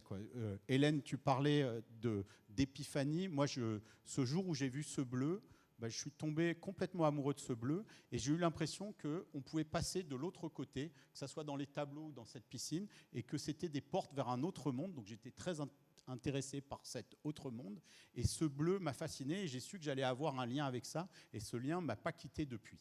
Et en me baladant dans cette salle, je tombe sur un document où Yves Klein parle de la Révolution bleue. Alors, petite anecdote, à l'époque, j'étais élève au lycée Estienne-d'Orve à Nice et j'ai mon prof de maths du lycée Estienne-d'Orve qui est là, Alain Soléan. Je vous demande de l'accueillir, voilà, parce que c'est... je l'ai eu en prof de maths en seconde et en première et c'est vraiment lui qui m'a fait tomber amoureux des mathématiques. Et si je suis là ce soir, c'est vraiment grâce à lui. Merci Alain.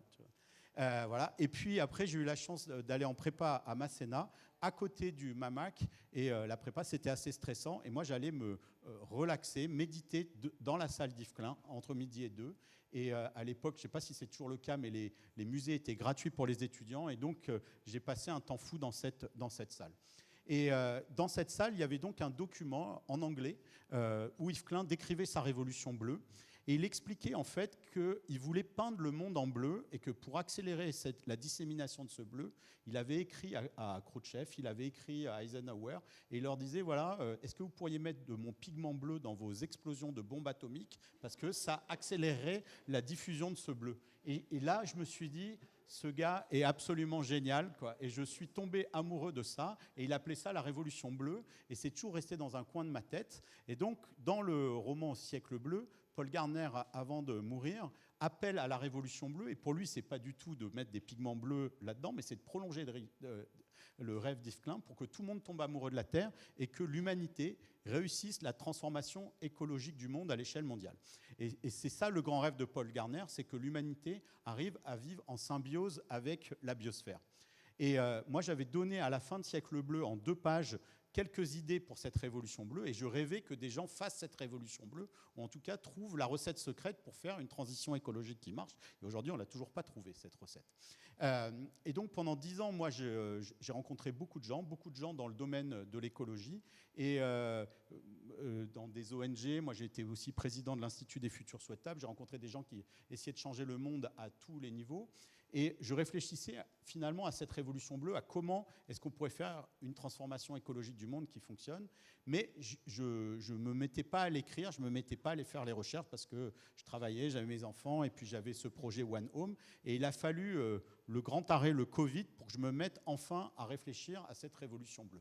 Et comme beaucoup d'entre vous, j'étais bloqué chez moi, je me suis mis à réfléchir à cette transition écologique. Et cette transition écologique, quand on y réfléchit, les gens, qu'est-ce qu'ils en ont fait? Ils l'ont décomposée en bon cartésien, en sous-transition. Vous avez une transition dans l'économie, dans l'agriculture, dans l'énergie, dans la santé, dans les transports, dans la politique, dans l'éducation, dans les droits humains. Et dans chacune de ces sous-domaines, vous avez des idées géniales. L'économie circulaire, l'économie régénérative, la permaculture, l'agroforesterie. Donc il y a des innovations de tous les côtés. Mais ce qu'on voit depuis 50 ans, c'est que tout ça progresse, mais on touche à un plafond de verre. Et ce qui m'intéressait, c'était à la fois d'identifier ce plafond de verre et surtout d'identifier s'il n'y avait pas quelque chose qu'on n'aurait pas vu et qui nous permettrait de rendre cette transition écologique irrésistible. Irrésistible, c'est-à-dire facile. Et cette transition écologique, moi, je l'appelais la révolution bleue. Donc, je suis parti à la recherche de cette chose invisible qui pourrait réunir toutes ces causes et les rendre soudain faciles. Et ce travail, il a été inspiré par un mathématicien français, qui est le mathématicien le plus génial du XXe siècle, qui s'appelle Alexandre Grothendieck, qui est un franco-allemand, qui était le mathématicien le plus intuitif, qui n'avait pas eu la chance de faire des grandes écoles parce que ses parents avaient été dans les camps de concentration. Donc il avait fait des études modestes à la fac à Montpellier. Et c'est un mathématicien qui a révolutionné les mathématiques. Et il avait une technique parce que lui détestait les problèmes mathématiques qui étaient particuliers. Il aimait les généraliser, les généraliser, les généraliser et les amener dans un espace où en fait on avait l'essence du problème mathématique. Et là enfin, il travaillait avec l'essence des choses. C'est quelque chose qui ressemble un peu à Yves Klein aussi dans cette démarche de prise de recul. Et là, en un tour de passe-passe, il changeait les choses et il ne résolvait pas un théorème, mais des milliers d'un coup. Et lui seul avait cette faculté d'abstraction, de s'élever pour redescendre. Il appelait ça la technique de dévissage-vissage. Et moi, je me disais, il y a peut-être quelque chose de cet ordre-là où nous, on s'efforce dans toutes les régions du monde et dans tous les secteurs de l'économie de faire une transition écologique, mais il y a peut-être quelque chose de plus fondamental que si on arrivait à identifier et que si on changeait, ça rendrait tout soudainement facile. Donc c'est de cette chose-là dont je suis parti.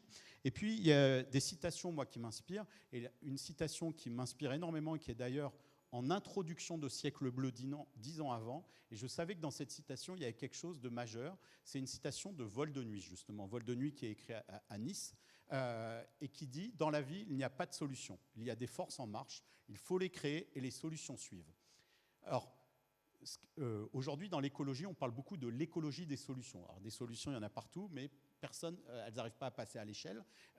Par contre, on ne parle pas de l'écologie des forces en marche, c'est-à-dire quels sont les moteurs qu'on pourrait actionner qui font que derrière, les solutions suivent. Et je me dis, il y a quelque chose, il faut que j'arrive à identifier ces forces en marche. Alors, petite anecdote sur Vol de nuit.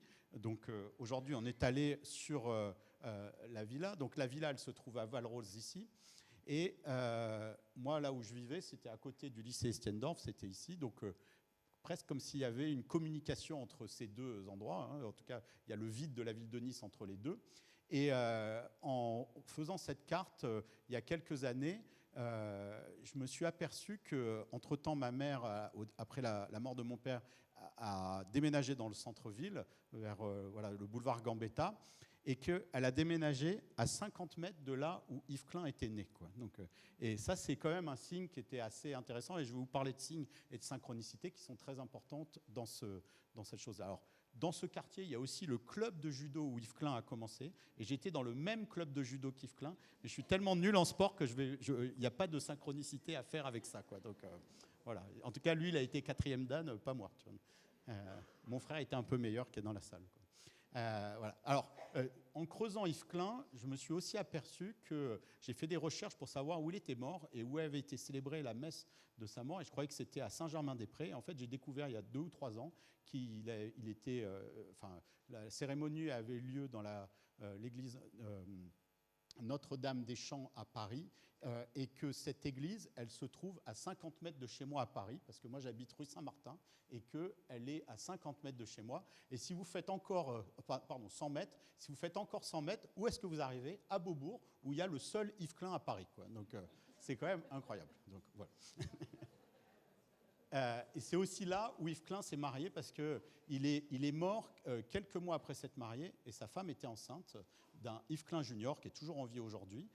Donc c'était doublement triste, la mort d'Yves Klein. Et en tout cas, le mariage avait été célébré, et tous les jours, je passais devant cette église sans savoir que cette église avait été fondamentale pour Yves Klein, comme s'il y avait quelque chose qui me suivait dedans. Alors, je reviens à cette idée sur les forces en marche. Et la première question que je me pose dans ce travail, c'est de me dire quand est-ce que c'était la dernière fois qu'une espèce a dépassé les limites de la planète? En fait, ça n'arrivait qu'une fois dans l'histoire de la Terre. C'est arrivé il y a 2,3 milliards d'années. Donc vous voyez, c'est il y a très longtemps. C'est quand les bactéries qui avaient inventé la photosynthèse se sont démultipliées et ont relâché tellement d'oxygène dans l'atmosphère qu'elles ont oxydé l'atmosphère et qu'elles ont failli toutes mourir oxydées. Et là, vous avez eu 2 choix parmi les bactéries. Il y en a certaines qui se sont enfouies pour ne pas participer à cette mutation, et d'autres qui sont restées à l'extérieur et qui ont inventé la respiration, qui a été en fait le plus grand cycle d'innovation qu'il y a eu par la suite dans l'histoire du vivant. Et en voyant ça, je me suis dit, mais peut-être que finalement, ces limites planétaires qui nous stressent sont peut-être l'activateur d'une nouvelle phase dans l'évolution humaine. Donc ça ne me disait pas vers quoi, mais c'est du côté de l'évolution que je suis allé voir. Donc j'ai écrit plusieurs essais que je n'ai toujours pas publiés et que je publierai après les romans sur l'histoire de l'univers, l'histoire de la Terre et l'histoire de l'humanité. Et en reconstituant cette histoire-là, j'ai essayé de comprendre un peu la mécanique du narrateur qui a créé cette évolution sur la Terre pour comprendre de quoi il s'agissait. Et dans l'histoire de la vie sur Terre, il y a eu 2 grands sauts en complexité qui m'ont particulièrement marqué. Le premier, c'est quand les cellules se sont regroupées pour former des êtres multicellulaires, c'est-à-dire des individus plus complexes que la somme des parties. Et quand ces individus s'associent, ce n'est pas juste une équipe, ça devient une nouvelle entité. Alors vous me dites, c'est un peu ésotérique ce que je raconte là, mais en fait pas tellement, parce que vous tous dans la salle, vous êtes un individu multicellulaire qui est le fruit de la coopération de 30 000 milliards de cellules. Et ces 30 000 milliards de cellules ne savent pas que vous êtes là, et pourtant vous êtes là, et vous êtes en train d'écouter une conférence sur Yves Klein, Nice et Saint-Exupéry, mais vos petites cellules ne le savent pas. Vous avez vos propres projets qui ne sont pas ceux de vos cellules. Et ça, c'est incompréhensible. On ne sait pas comment, en associant des agents autonomes, on arrive à créer quelque chose, une intelligence d'un ordre supérieur qui émane des parties. Et ce tout est plus que la somme des parties. Et ça, c'est arrivé une deuxième fois dans l'histoire du vivant, quand tous les êtres vivants, par leurs relations, ont formé quelque chose de gigantesque, qui est la biosphère. Et selon l'hypothèse Gaïa qui a été formulée dans les années 70, la biosphère serait une gigantesque créature qui prendrait soin des parties. Elle maintiendrait la Terre dans des conditions de température qui sont bonnes, elle maintiendrait le niveau de salinité des océans, elle maintiendrait aussi la distribution de l'eau, la distribution de tous les nutriments qui sont nécessaires à la vie. Et en fait, là, tous, on a l'impression de vivre sur la Terre. En fait, on vit à l'intérieur d'une créature. Et je me disais, ça pourrait être le plus grand changement dans notre perception de la réalité, de comprendre qu'en fait, on vit à l'intérieur d'une créature. Et vous vivez à l'intérieur de cette créature, puisque à chaque fois que vous inspirez, en fait, l'oxygène que vous inspirez, il ne vient pas de la Terre, il vient de tous les êtres vivants. Et l'oxygène que vous expirez, le CO2 que vous expirez, il va partir après dans les arbres, etc., être capté. Et donc, vous êtes en conversation constante avec cette biosphère, de la même manière que vos cellules sont en conversation constante avec le corps par le sang, sans le savoir. Et en regardant ces sauts en évolution, je me suis dit, peut-être qu'on est en train de vivre quelque chose de nouveau dans l'histoire de l'humanité, où aujourd'hui, on a l'illusion de vivre à 8 milliards d'humains séparés, et peut-être que ces limites planétaires sont l'activateur d'un nouveau saut en complexité, où l'humanité formerait un, et deviendrait une sorte de méta-organisme. Alors ce méta-organisme, c'est quoi? C'est 8 milliards d'individus. Si vous les pesez, ces 8 milliards d'individus, ça fait une créature gigantesque de 287 millions de tonnes. Et c'est cette créature qui pose problème à la Terre. Et en essayant de visualiser ça au départ, je me disais, qu'est-ce que ça veut dire 287 millions de tonnes? Je n'arrivais pas à mettre un poids dessus. Et je me suis dit, si je mettais tous les humains dans un mixeur et que je faisais une grosse boulette de viande, quelle serait la taille de la boulette de viande? Alors, est-ce que vous avez une idée? Si c'est une sphère, quel est son diamètre? Est-ce que c'est... Ça, c'est une question pour un mathématicien, quoi. Donc, une racine cubique de 287 millions de tonnes. En fait, cette sphère, elle serait extrêmement petite. Les humains, ils rentreraient dans Central Park. C'est une sphère de 1 km de diamètre. Donc, ce qui cause des problèmes sur la Terre, c'est minuscule, parce que l'humanité, on ne la verrait même pas depuis l'espace, cette boulette de viande. Et quand j'ai fait ces calculs, je les ai refaits. Alors l'image, elle ne vient pas de moi, parce que sur Internet, il y a toujours des gens qui ont pensé à faire les images de ce à quoi vous avez pensé. Donc je l'ai trouvé sur Internet. Mais voilà, c'est ça l'humanité qu'on devient. Alors quand vous voyez ça, vous comprenez les climato-sceptiques, parce que vous dites que ce n'est pas possible que cette boulette ait pu perturber le fonctionnement de la Terre. Le problème, c'est que par rapport à tous les autres animaux, on a une manie, les humains, qui a commencé il y a 3 millions d'années, qui est de fabriquer des objets. Et ces objets, ils n'ont pas été conçus pour vivre dans un monde fini, mais pour un monde infini. Ils sont non biodégradables. Et la revue Nature, en 2021, a fait un calcul. Et ils ont vu que si on prenait dans une balance, l'humanité qui pèse rien, mais tous les déchets non biodégradables qu'on avait, le ciment, les métaux, les plastiques, etc., et qu'on mettait ça dans une balance, en fait, ça aurait le même poids que la biosphère. Pas le poids de la Terre, mais de la biosphère, c'est-à-dire de la vie. C'est-à-dire toutes les formes de vie ensemble, ça a le même poids que tous nos déchets. Et là, on voit bien que le métabolisme de cette créature, c'est-à-dire l'ensemble des réactions chimiques qui soutiennent notre économie, n'est pas stable parce qu'il produit des choses qui ne sont pas un produit pour le reste de la vie et qui sont en train de boucher les artères de la Terre. Et c'est ça l'enjeu des limites planétaires. Et je trouve que ce graphe est quand même quelque chose d'assez marquant pour nous montrer un peu l'urgence à réagir. Et en voyant ça, je me disais, cette créature qui est aujourd'hui vorace, toxique, elle doit avoir un rêve, et quelle forme elle pourrait prendre, quelle forme apaisée ce collectif pourrait prendre. Et en fait, j'ai trouvé cette forme à l'endroit où je ne m'imaginais pas du tout, sur la couverture du Petit Prince. Et quand vous regardez la couverture du Petit Prince, moi, depuis que je suis tout petit, je me dis, pourquoi le bonhomme il est aussi gros sur cette petite planète? Parce que vous ne pouvez pas avoir sur une planète un bonhomme qui est aussi gros. Et par exemple, en maths, on peut faire un calcul avec la gravité. Vous ne pouvez pas avoir des arbres de plus de 134 mètres. Donc on ne peut certainement pas avoir un petit prince qui ferait des kilomètres comme ça de hauteur. Puis en regardant ça, je me suis dit, mais s'il faut, le Petit Prince, ce n'est pas un individu, c'est un collectif planétaire, une espèce de créature multicellulaire, comme je vous expliquais, qui, elle, aurait réussi sa transition écologique. Et quand vous lisez le début du Petit Prince, quand il est encore sur sa planète, effectivement, il vous donne des conseils pour faire attention aux baobabs, pour entretenir sa petite planète et pour entretenir les volcans, faire attention à un certain nombre de choses, des conseils écologiques qui ne sont pas des conseils de l'individu, mais qui sont des conseils du collectif. Donc je me dis, peut-être le Petit Prince est un être multicellulaire qui est venu sur Terre pour nous amener cette information. À ce niveau-là de mes réflexions, je vous avoue qu'effectivement, c'est une hypothèse qui est un peu audacieuse. Mais pourtant, quand vous continuez à lire Le Petit Prince, qu'est-ce qui fait le Petit Prince avant d'arriver sur Terre? Il passe par 6 planètes. La planète du roi, la planète du vaniteux, la planète du buveur, la planète du businessman, la planète de l'amireur de réverbère et la planète du géographe. Et en fait, sur toutes ces planètes, qu'est-ce que vous avez? Un unique humain sur une petite planète. Il n'a pas mis plein d'humains, il n'y en a toujours qu'un. Et je me dis, et depuis que je suis tout petit, je ne comprenais pas pourquoi il y avait ces archétypes et pas d'autres. Et en fait, ces archétypes, ce sont des archétypes des maladies qu'a l'humanité. Pas de l'individu, mais qu'a l'humanité. On est addict, comme le buveur, c'est-à-dire on n'arrive pas à se passer de toute une série de choses. On est vaniteux, on est comme le roi, c'est-à-dire qu'on déclare que les choses nous appartiennent plutôt que d'avoir un sentiment d'appartenance aux choses. On est comme le businessman, on regarde tout à travers les chiffres, mais plus avec aucune poésie. On est comme l'allumeur de réverbère, c'est-à-dire qu'on n'a pas de projet formulé et nos journées se répètent sans avoir formulé un projet. Et puis on est comme le géographe, on regarde plutôt le monde à travers nos livres qu'à travers la réalité. Et aujourd'hui, ce livre, ça serait plutôt nos tablettes en fait que la réalité. Et je me dis, en fait, quand le Petit Prince arrive sur Terre, si on devait, nous, un jour, discuter avec la conscience de l'humanité ou la conscience d'un collectif qui arriverait, ça ne serait pas quelque chose à notre taille, et ça serait un peu comme si nos cellules discutaient avec nous, et on voit bien que ça serait quelque chose d'un peu bizarre.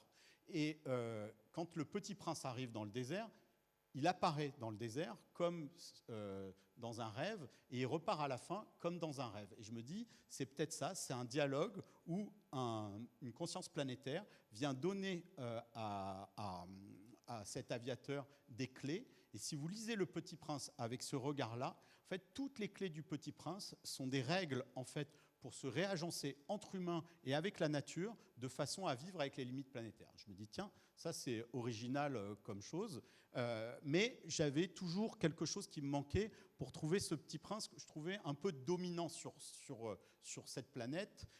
Donc je me disais, quelle serait la forme aboutie, quelle serait la bonne métaphore? Et en discutant avec des gens qui me disaient que l'humanité est un cancer de la biosphère, j'étais pas loin de penser comme eux, et je me disais, si c'est pas un cancer, qu'est-ce que c'est? Et en faisant ces recherches, je suis tombé dans un article en 2022 dans une revue de biologie cellulaire où pour la première fois, ils avaient vu chez un coléoptère, mais la première fois chez un être vivant, un nouvel organe en formation. On n'a jamais vu un humain à l'époque où on n'avait pas de rate, où on n'avait pas de rein, où on n'avait pas de poumon. On ne connaît que des humains qui ont ces 60 ou 70 organes que l'on a, et on ne sait pas comment les organes se sont créés.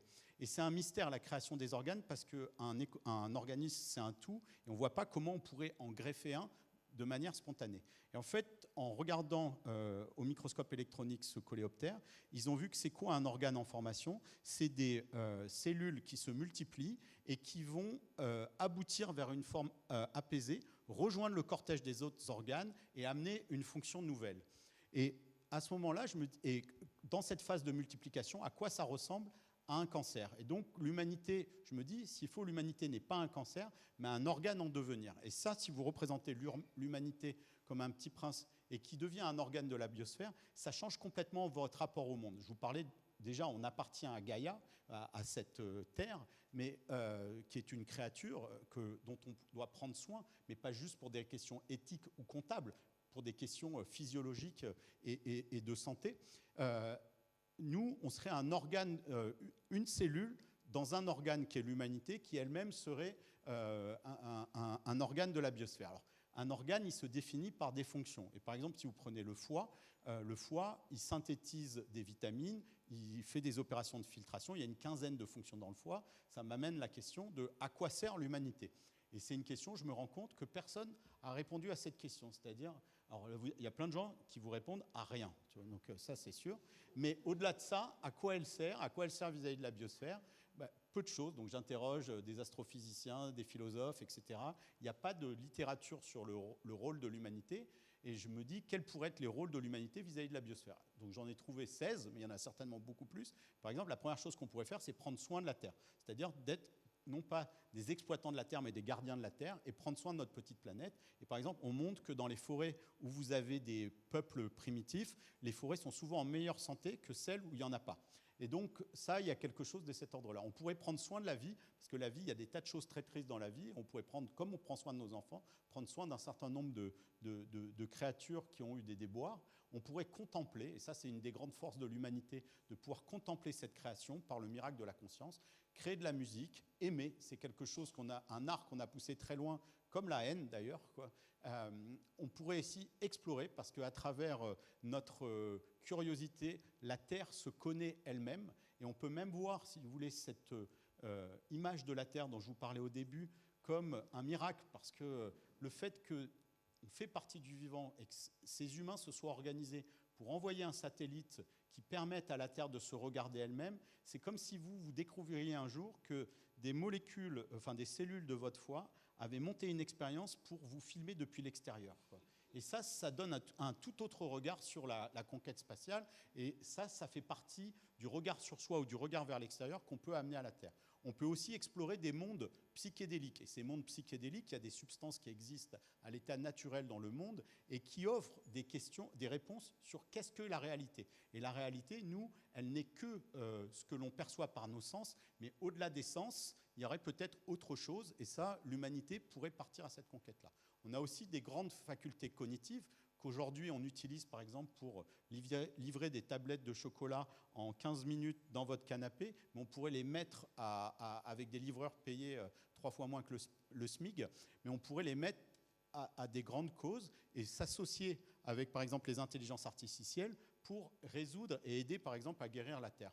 Dans les autres fonctions nobles que peut avoir l'humanité, il y a celle d'être allé explorer le système solaire, parce que cette planète qui a pris un peu conscience avec nous, elle doit se demander s'il y a des choses autour. Et vous pouvez voir le fait qu'on soit allé visiter Vénus, Mercure, Jupiter, Saturne, comme des parties de la Terre qui sont allées explorer un peu ce qu'il y avait autour. Et pour l'instant, on n'a pas trouvé de vie sur les autres astres du système solaire. Il y a 1 an, il y a eu quelque chose de majeur qui a été accompli par une mission de la NASA. Pour la première fois, on a été capable de détourner un astéroïde.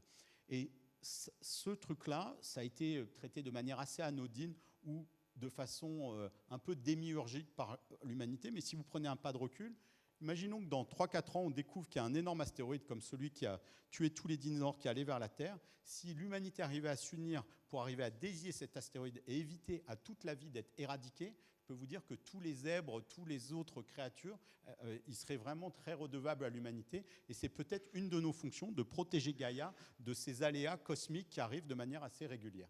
On aide aussi la Terre par la science à comprendre ce qu'il y a. Et à chaque fois qu'on pose des antennes de radioastronomie, que ce soit sur Terre ou dans l'espace, on accroît en fait les sens de la Terre. Et par exemple, quand on est passé de Hubble au James Webb Telescope, c'est comme si vous aviez changé le niveau de vision ou de lunettes, et on peut voir plus loin. Et je pense qu'il y a un questionnement derrière ça plus profond, qui est de savoir s'il y a de la vie ailleurs, et cette biosphère essaye de rechercher ses sœurs.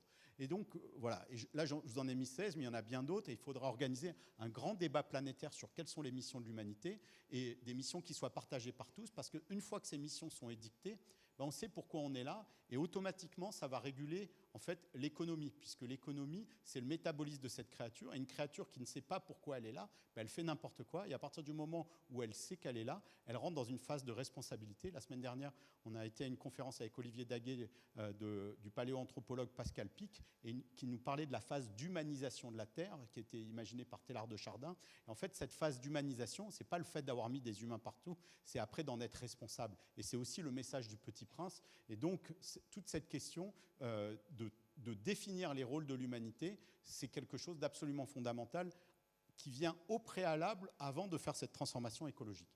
Et donc, cette créature apaisée, cette forme apaisée d'Homo sapiens collective, moi je l'ai appelée Homo biosphéris, et si vous intégrez en fait Homo biosphéris avec tous les concepts que vous avez de l'écologie, là vous trouvez cette chose qui unit les choses. C'est-à-dire que le simple fait d'avoir cette double appartenance à l'humanité et à la biosphère, et d'avoir un projet commun et des missions communes, en fait, toutes les innovations, par exemple comme l'économie circulaire, que vous avez toujours à justifier est-ce que ça coûte plus cher ou pas que l'économie pas circulaire, en fait, Homo biosphéris, son métabolisme peut être que circulaire. Et toutes les choses que vous battez deviennent des évidences. Donc on tombe en fait dans cette histoire des forces en marche, c'est-à-dire qu'en vous raccrochant dans les forces de l'évolution, en disant c'est ça le futur de l'humanité, ben en fait, au lieu d'être à contre-courant avec l'écologie, vous vous retrouvez dans le flot de l'évolution et à accompagner un mouvement et de faire une transition qui est facile.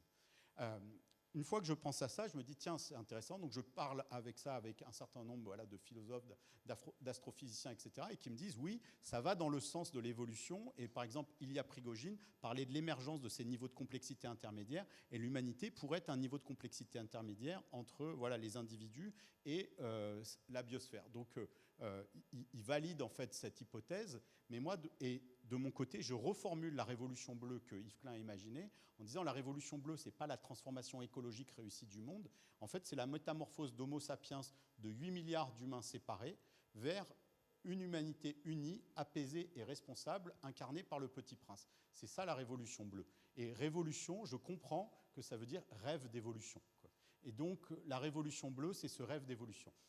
Alors, en ayant ces figures-là, à l'époque, je n'avais pas rencontré Hélène, ni les archives Yves Klein, ni Olivier, je me dis, mais est-ce que ce n'est pas un peu tiré par les cheveux vis-à-vis de ce que Yves Klein ou le Petit Prince signifiaient? Et donc, je recommence mes recherches pour voir s'il n'y a pas des choses que j'aurais ratées dans leurs œuvres. Et je tombe sur ce texte qui date d'un mois avant la mort de Saint-Exupéry. C'est un texte qui s'appelle « Lettre à un Américain » qu'il a écrit le 29 mai 1944. Et dans ce texte, en fait, il se rappelle d'un événement qui a eu lieu un an plus tôt, quand il était dans le bateau qui l'amenait des États-Unis vers l'Afrique du Nord. Et il a rencontré un pilote de 20 ans qui pleurait, un pilote américain. Donc il va le voir, il lui demande pourquoi tu pleures. Et le pilote, il lui dit ben, je pleure parce que moi j'ai décidé de m'engager pour vos valeurs, pour votre liberté. Mais si on vous aide à gagner la guerre, est-ce que vous, Européens, vous allez ensuite venir nous aider sur le front pacifique? Et quand il entend ça, il écrit cette phrase absolument incroyable. Il dit, donc c'est une lettre qui est adressée aux Américains. « Voyez-vous, amis d'Amérique, il me semble que quelque chose de neuf est en formation sur notre planète. Les progrès matériels des temps modernes ont certes relié les hommes par une sorte de véritable système nerveux. Les liaisons sont innombrables, les communications sont instantanées. Nous sommes matériellement unis comme les cellules d'un même corps. Mais ce corps n'a point encore d'âme. Cet organisme n'a pas pris encore conscience de soi. La main ne se sait pas solidaire de l'œil. Et cependant, c'est cette conscience d'une unité future qui tourmentait confusément ce jeune pilote de 20 ans et qui se préparait à travers lui.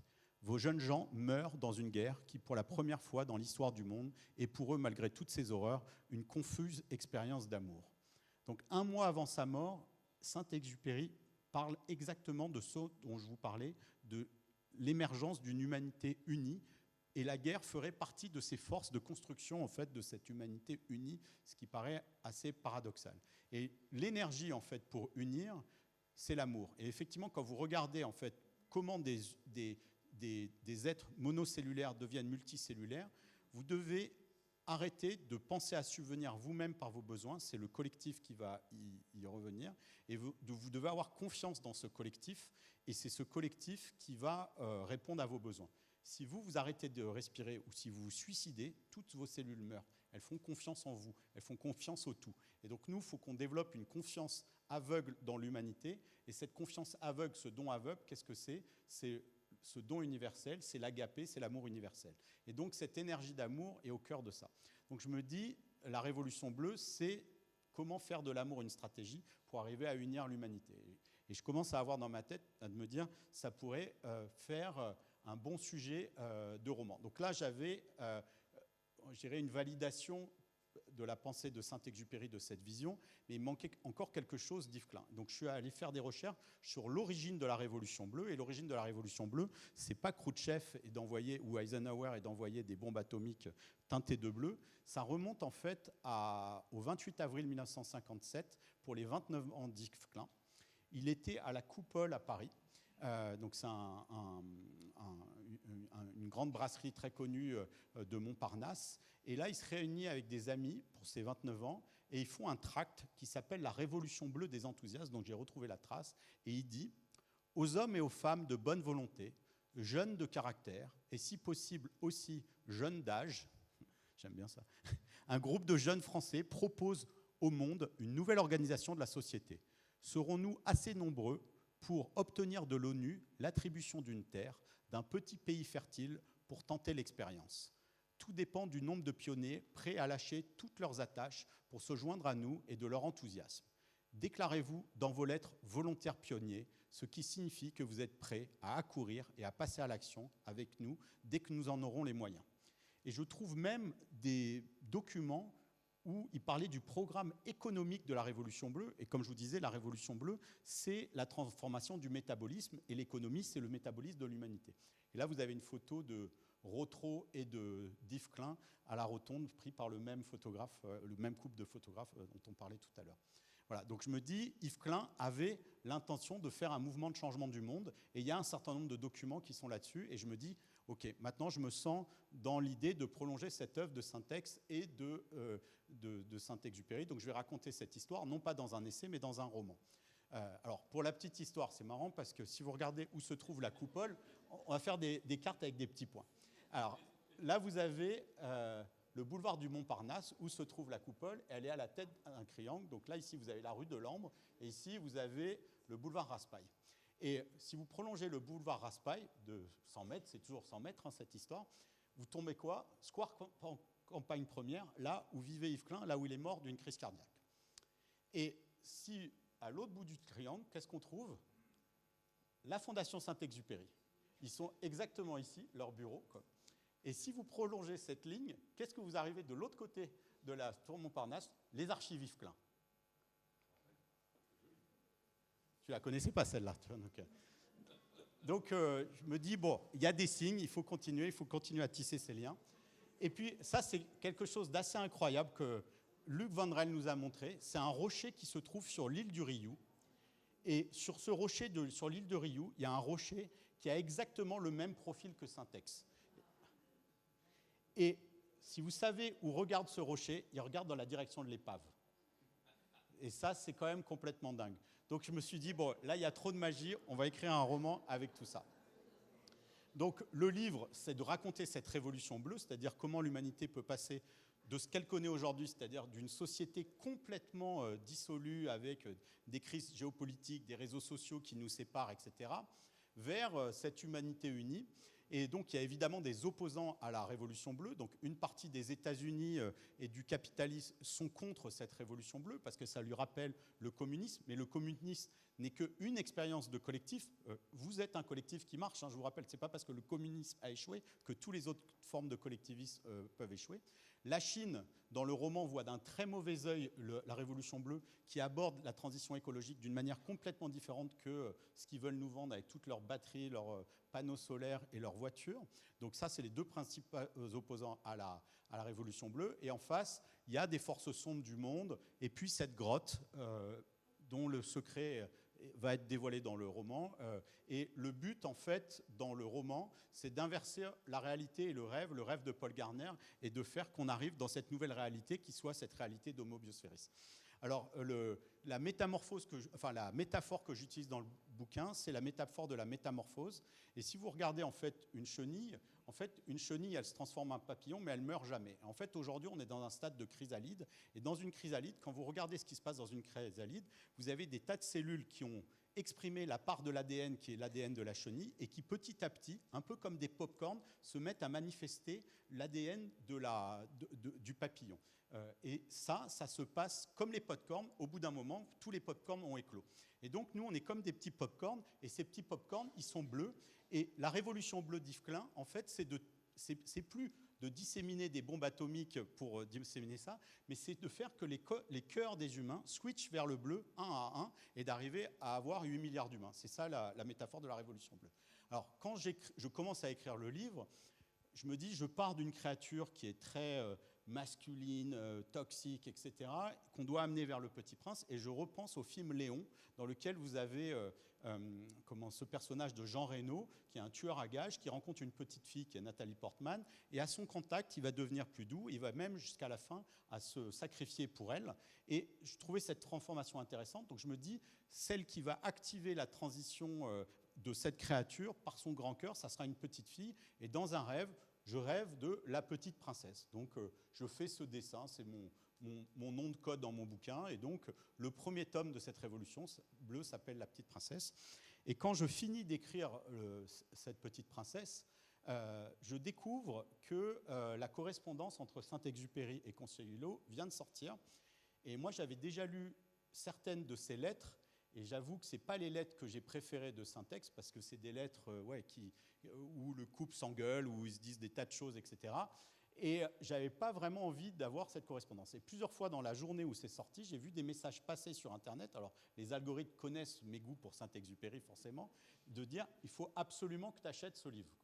Et dans la soirée, je cède, je vais chercher le bouquin, et au moment où j'ouvre le bouquin, je l'ouvre par hasard, et là, je tombe sur des lettres que je ne connaissais pas. C'était des lettres inédites, et dans laquelle Saint-Ex, dans la première lettre, il demande à Consuelo comment se passe la sortie du Petit Prince aux États-Unis. Elle lui donne des nouvelles. Dans un retour de lettre, ça a dû lui mettre 1 mois à faire l'aller-retour, parce que lui, il était parti sur le front. Et il sent qu'elle est tendue sur le fait qu'il ait dédié le Petit Prince à Léon Woerth, alors qu'elle, elle s'attendait à ce qu'il soit dédié à elle, parce qu'elle pensait être la rose, mais il avait plusieurs roses dans sa vie. Donc, dans un retour de lettre, il lui dit « Écoute, je t'écrirai une suite du Petit Prince et je te la dédierai ». Et là, je découvre une lettre dans cette correspondance dans laquelle Consuelo dit « Tu écriras cette suite et tu l'appelleras La Petite Princesse ». Et là, je me dis « C'est pas possible. Heureusement que je n'ai pas su ça au départ, sinon j'aurais jamais osé ». Et je passe 2 jours à réfléchir à ça et je me dis, en fait, s'il faut, le brouillon de ce manuscrit existe déjà, parce que c'était 6 mois avant la mort de Saint-Exupéry, donc je fais des recherches, je ne trouve pas. Je me dis, peut-être que l'idée, en tout cas, il y a réfléchi, donc elle est dans cette espèce de cloud des idées des artistes, et je change du coup le manuscrit de La Petite Princesse, et la petite fille, elle recherche ce manuscrit de La Petite Princesse qui existe déjà, enfin qui existerait, et dans lequel Saint-Ex aurait codé les clés d'activation d'Homo Biosphéris. Donc je réécris tout ça et je mets toute ma documentation sur le mystère de la disparition de Saint-Ex, etc. Et quand je finis d'écrire ce livre, je me dis, bon, il faudrait que je contacte la famille parce que pour des questions de respect, j'ai envie que cette œuvre, voilà, il soit au courant que le livre va sortir. Puis comme le livre commençait à être complexe, je me suis dit, déjà, je vais trouver un éditeur et puis après, je contacterai la famille. Et tout le monde m'avait déjà parlé d'Olivier Daguet. Donc j'envoie à plusieurs éditeurs, dont Gallimard, en rêvant que l'éditeur du Petit Prince puisse publier La Petite Princesse. Et 2 semaines après avoir envoyé le manuscrit à Gallimard, je reçois un email d'Olivier Daguet. Et là, je me dis, zut, j'aurais dû lui écrire d'abord, je vais me faire gronder. Moi, je ne fais jamais ça, j'essaie toujours de faire les choses dans l'ordre. Donc je pense que je mets 2 heures à ouvrir le mail, puis à un moment, je dis, bon allez, j'ouvre le mail. Et ce n'était pas du tout ce à quoi je pensais. Olivier Daguet me disait, voilà, une amie m'a recommandé de lire vos Siècles bleus, puisqu'à l'époque, personne ne savait que j'écrivais ça. Et j'ai adoré, et j'ai vu que vous aviez de la famille dans le sud, que vous habitez à Paris, mais si vous êtes dans le coin, veuillez déjeuner chez moi. Et là, je me dis, ça sent le piège, cette histoire, quoi. Donc, à l'époque, moi, j'étais revenu à Paris, donc je prends le train, je vais déjeuner dans le Var, et puis là, une discussion incroyable avec Olivier, avec son épouse, et pendant 3 heures, on refait le monde. On parle de Saint-Ex, on parle du Petit Prince. Et puis, il y avait déjà beaucoup de choses sur le Petit Prince dans Siècle bleu. Puis, à la fin de la conversation, Olivier, il me dit qu'est-ce que je pourrais faire pour aider Siècle bleu à être plus connu. Je me suis dit, là, c'est le moment de lui parler du projet. J'avais toujours rien dit. J'ai dit, en fait, il y a une suite qui arrive. Et donc, j'avais imprimé le manuscrit. Et quand je le sors, je me suis dit, ça passe ou ça casse. Et quand il voit écrit La Petite Princesse, il me regarde et il me dit, mais tu es au courant pour la lettre ? Je ne lui ai même pas demandé quelle lettre. Et je pense qu'il y a très peu de gens qui connaissent cette lettre. Et je dis, oui, je vois la lettre. Et c'est d'ailleurs même la première phrase du roman. Donc je lui montre ça. Et là, il me dit, OK, maintenant je viens de comprendre pourquoi il fallait qu'on se rencontre. Et on est resté 5 minutes en se demandant qui avait organisé cette rencontre et si l'esprit de Saint-Ex était autour de nous, quoi. Donc, voilà. Alors là, il me dit, on voudrait être partenaire du bouquin, si tu veux. Je lui dis, bon, j'ai pris quelques libertés sur l'interprétation du Petit Prince. Et là, je lui parle de mon Homo Biosphéris, de l'humain multicellulaire, etc. Et il me dit, j'en ai entendu des interprétations du Petit Prince, mais alors celle-là, jamais, quoi, tu vois. Puis après, plus sérieusement, il me dit, en fait, ça fait des décennies qu'on cherche un grand projet humaniste et un grand projet écologique que pourrait servir le Petit Prince. Si tu veux, on peut mettre le Petit Prince au service de la Révolution bleue. Et alors là, moi, c'était mon plus beau rêve qui se réalisait. Et je lui ai dit, bon, écoute, lis le livre, parce que quand même, peut-être ça ne te plaît pas. Donc, je lui passe le bouquin. 3 jours après, il le lit, il adore, et il me dit, quand est-ce qu'on le sort, quoi, tu vois. Et là, je lui dis, en fait, ça fait 3 jours que j'y réfléchis. Ça a débloqué tellement de choses en moi sur la légitimité de prendre la suite un peu de Syntex que, en fait, je vais tout réécrire, quoi. Donc, elle me dit, ah bon, mais il est bien le livre. Non, non, je peux faire beaucoup mieux parce que tout le long, j'avais ce sentiment de l'imposteur, quoi. Donc, je le réécris une fois et je le réécris même 2 fois pour que ce livre puisse être lu indépendamment de Siècle Bleu. Et c'est comme ça qu'est né... voilà, ça c'était notre première rencontre avec Olivier.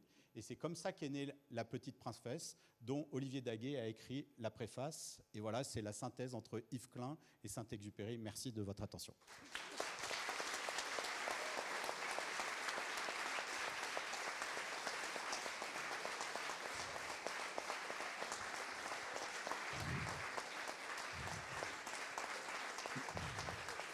Donc ça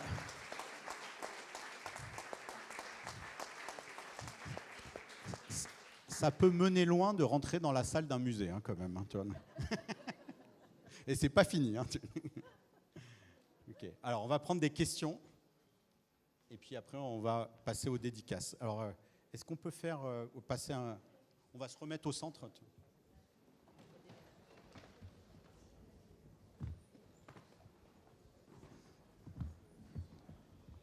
On va peut-être déjà laisser sortir les gens qui veulent sortir pour après... Voilà. C'est parce qu'ils veulent acheter le livre avant tous les autres, c'est ça? C'est ça, c'est ça.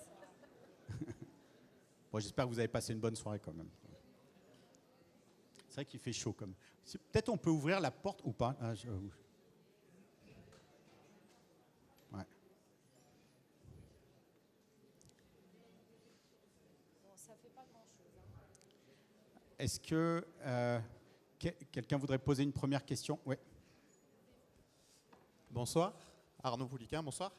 Vous avez mis 10 ans à écrire La Petite Princesse. Le tome 2, il sort dans combien de temps? Laissez-moi souffler.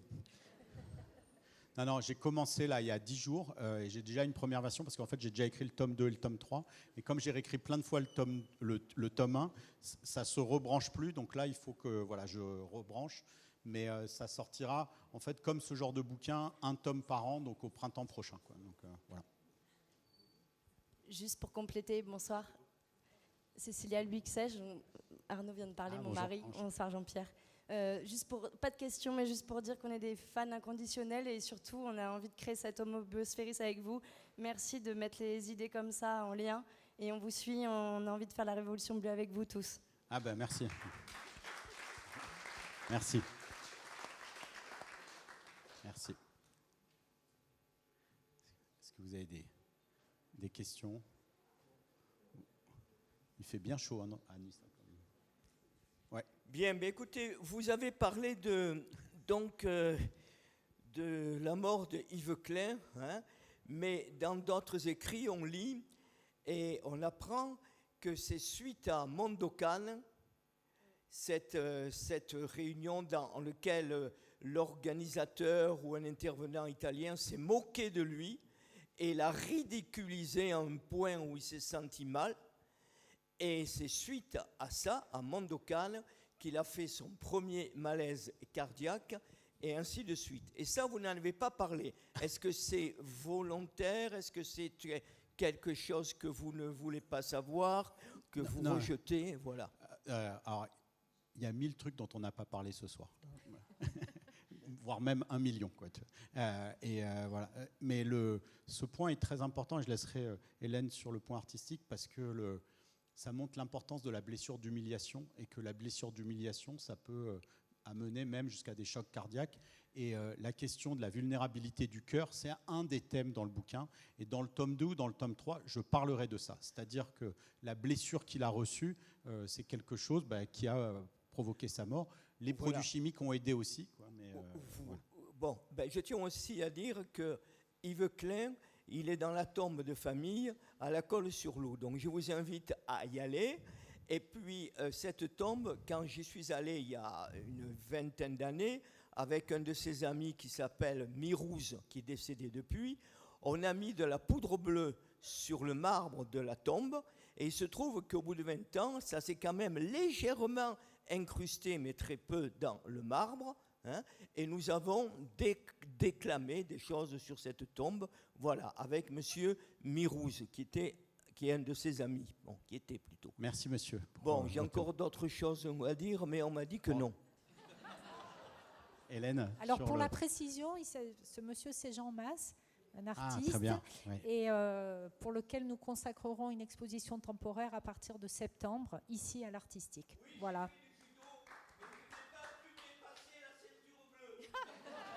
Moi, j'ai pas dépassé la verte. Le bleu m'était interdit, quoi. Bah là, c'est là où était. Ouais. C'est là où était. Ouais. Mais c'était le club d'Yves Klein, le club des Bogaert. Et Madame Bogaert était une artiste et elle a eu Yves Klein aussi comme élève et elle nous en a parlé avec ma mère. Donc voilà. Bon, attendez, on va passer le micro. Enfin, Hélène, peut-être juste pour. Bon.